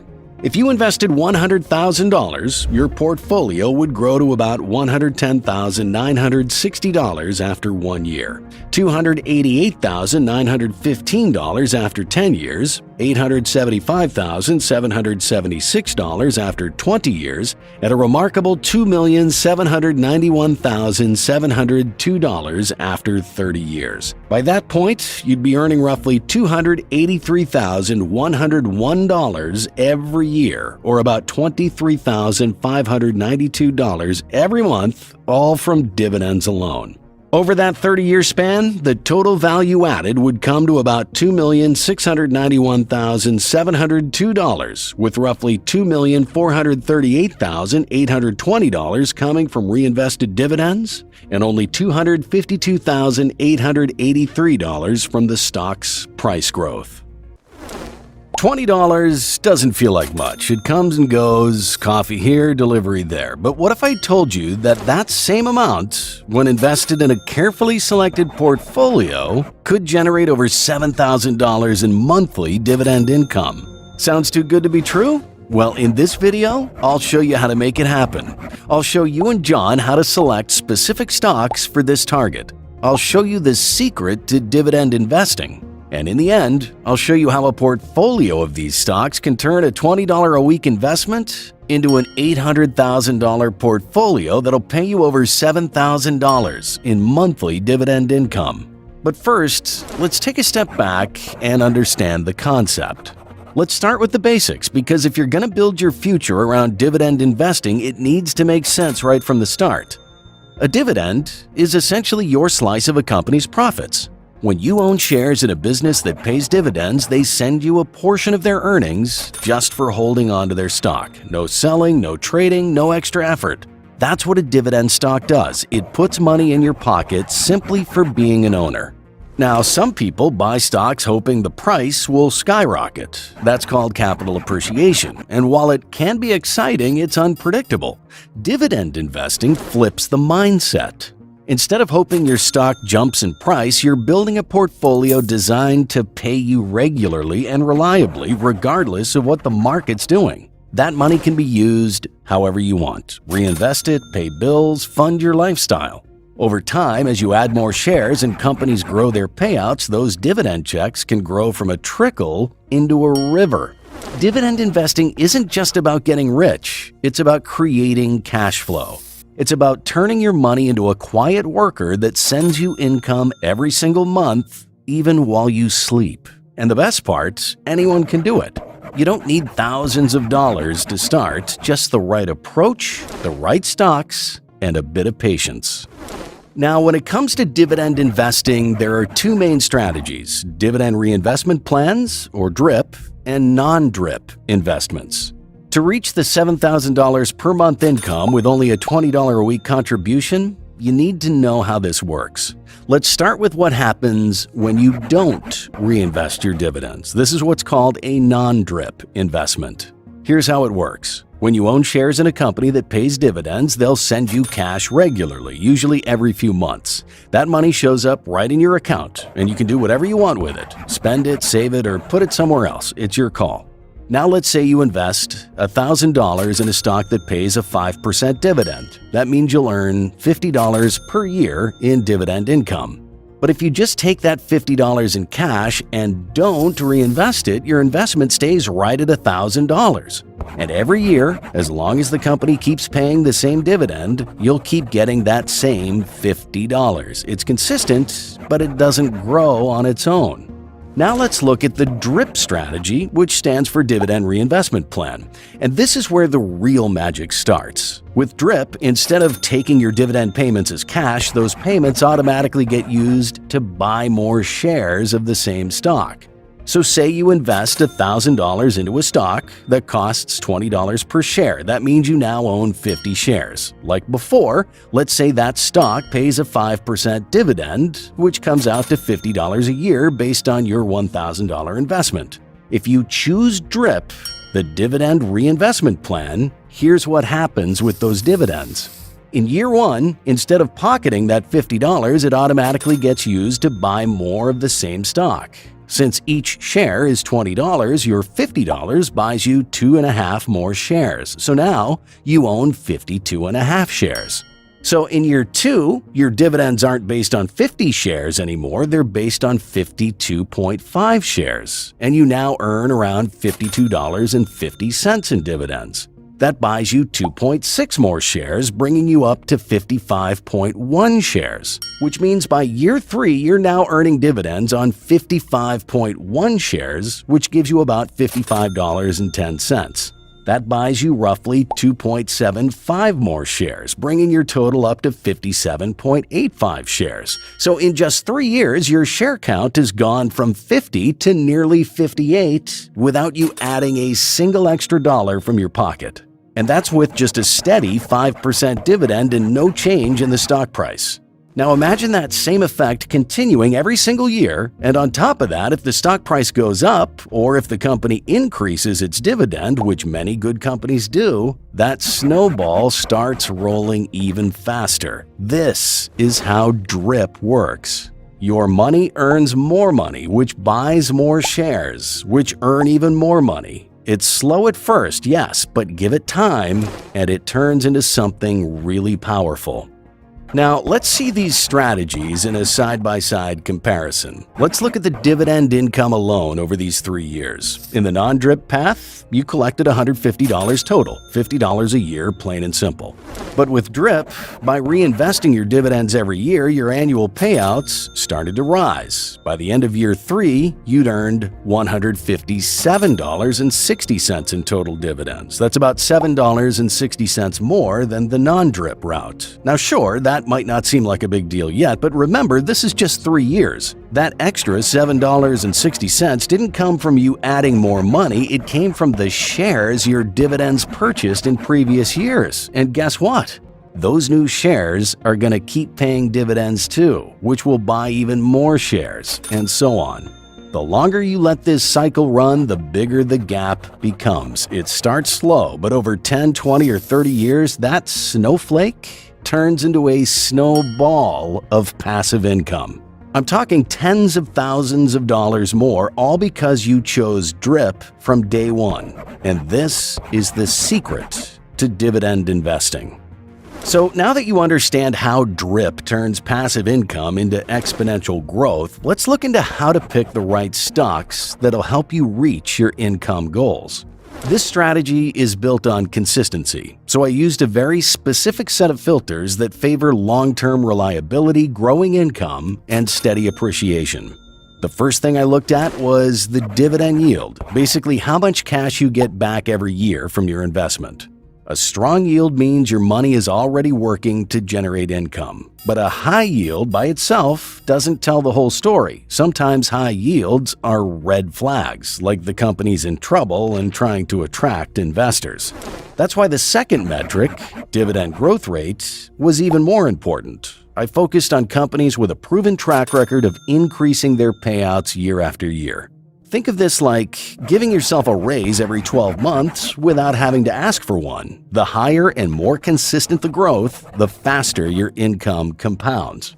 Then I looked at the share price appreciation. While our focus is income, we still want our investments to grow in value. Strong capital appreciation increases your overall wealth and boosts the effect of reinvested dividends. But beyond the numbers, I also considered business strength and industry leadership, consistently profitable companies that have been operating for decades with a strong brand or market position. These are the ones we wanted. And finally, I focused on diversification. I didn't pick all high-yield stocks or all high-growth companies, I combined both. The goal was a portfolio that pays well now and grows like crazy over time. Next, I'll show you how I selected the stocks based on this exact criteria, and then I'll show you how the portfolio I built can turn a $20 a week investment into an $800,000 portfolio that pays you over $7,000 a month in dividend income. But first, the stocks I selected. Based on the criteria, the following 5 stocks have been carefully chosen for their ability to generate reliable income as well as their potential for long-term growth. Each one plays a unique role in building a portfolio that works quietly in the background, compounding your money into something powerful. Let's start with Extra Space Storage, with the ticker symbol EXR. This company is the largest operator of self-storage properties in the U.S. Based in Utah, EXR owns or manages over 4,000 storage locations in 43 states. What makes this business attractive is its durability. People always need storage. Whether they're moving, downsizing, or running a small business, self-storage demand is consistent. EXR has a 4.38% dividend yield, has grown those dividends by 12.47% on average each year over the past decade. And on top of that, the stock itself has appreciated by 7.74% per year. Next, Lowe's Companies with the ticker symbol LOW. This retail giant has been around since 1921 and has become a go-to for home improvement needs. From lumber to lighting to landscaping, Lowe's supports both DIY homeowners and professional contractors. What I love about Lowe's is that home improvement isn't a trend, it's a lifelong need. As homes age, as families grow, as people stay put, instead of moving, they invest in where they live. Lowe brings a 2.19% dividend yield, a remarkable 17.46% 10-year dividend growth rate, and 12.68% annual share price appreciation, making it a long-term wealth builder. On to the next stock, NetEase with the ticker symbol NTES. Based in China, NetEase is a tech conglomerate with global reach. It operates in online gaming, music streaming, educational tech, and smart devices. This multi-pronged business model brings both innovation and diversification. NTES pays a 2.03% dividend yield, shows a massive 24.79% dividend growth rate, and offers 16.25% in annual share price appreciation. It's my high-growth pick, helping supercharge long-term results while adding some international exposure. Fourth is the Schwab U.S. Dividend Equity ETF with the ticker symbol SCHD. This is the core stabilizer. SCHD holds a basket of top-performing U.S. dividend stocks, all vetted for strong financials and consistency. With SCHD, you get instant diversification across major industries without needing to buy 100 different individual stocks. It pays a 3.79% dividend yield, grows dividends at 10.77%, and has an annual share price appreciation of 7.64%. For investors who prefer something hands-off, SCHD is the ideal foundation. Lastly, Kroger with the ticker symbol KR. This grocery and pharmacy giant has been in business since 1883. It operates thousands of stores and fuel stations, providing everyday essentials to millions. In good times and bad, people buy groceries, which makes KR a low-volatility, recession-resistant stock. It pays a 1.96% dividend yield, has shown 13.52% dividend growth, and an annual share price appreciation of 6.71%. Kroger keeps the portfolio grounded while still delivering growth.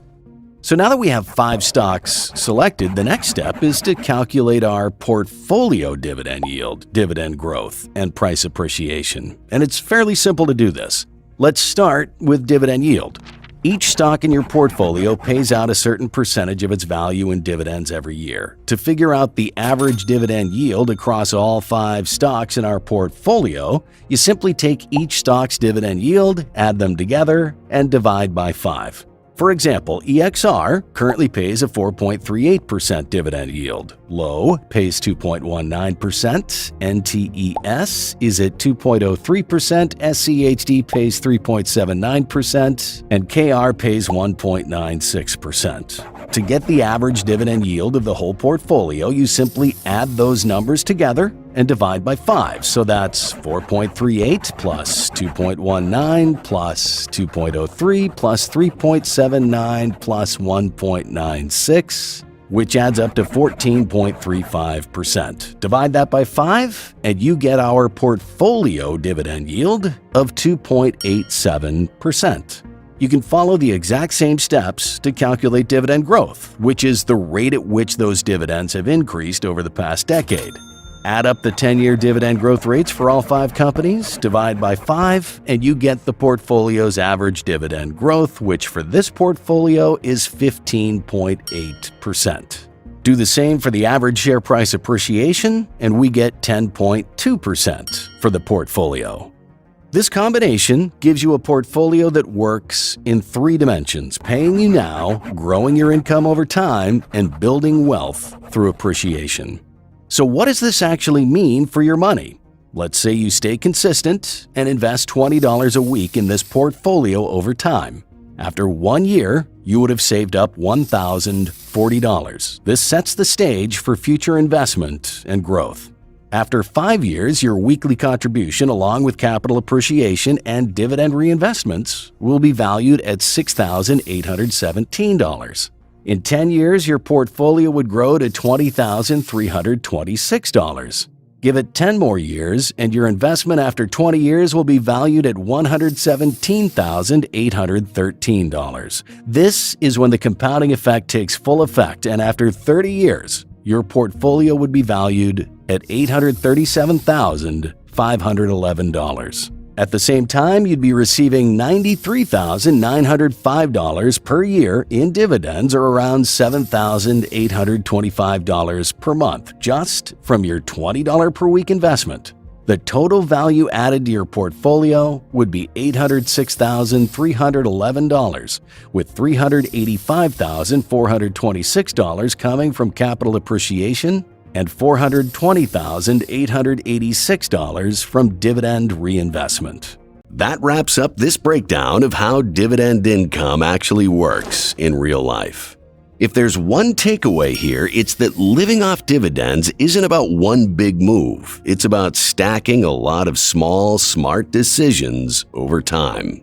Whether you're starting with a few dollars a week or already building a larger portfolio, the same principles apply. Invest regularly, stay diversified, and let time do the heavy lifting.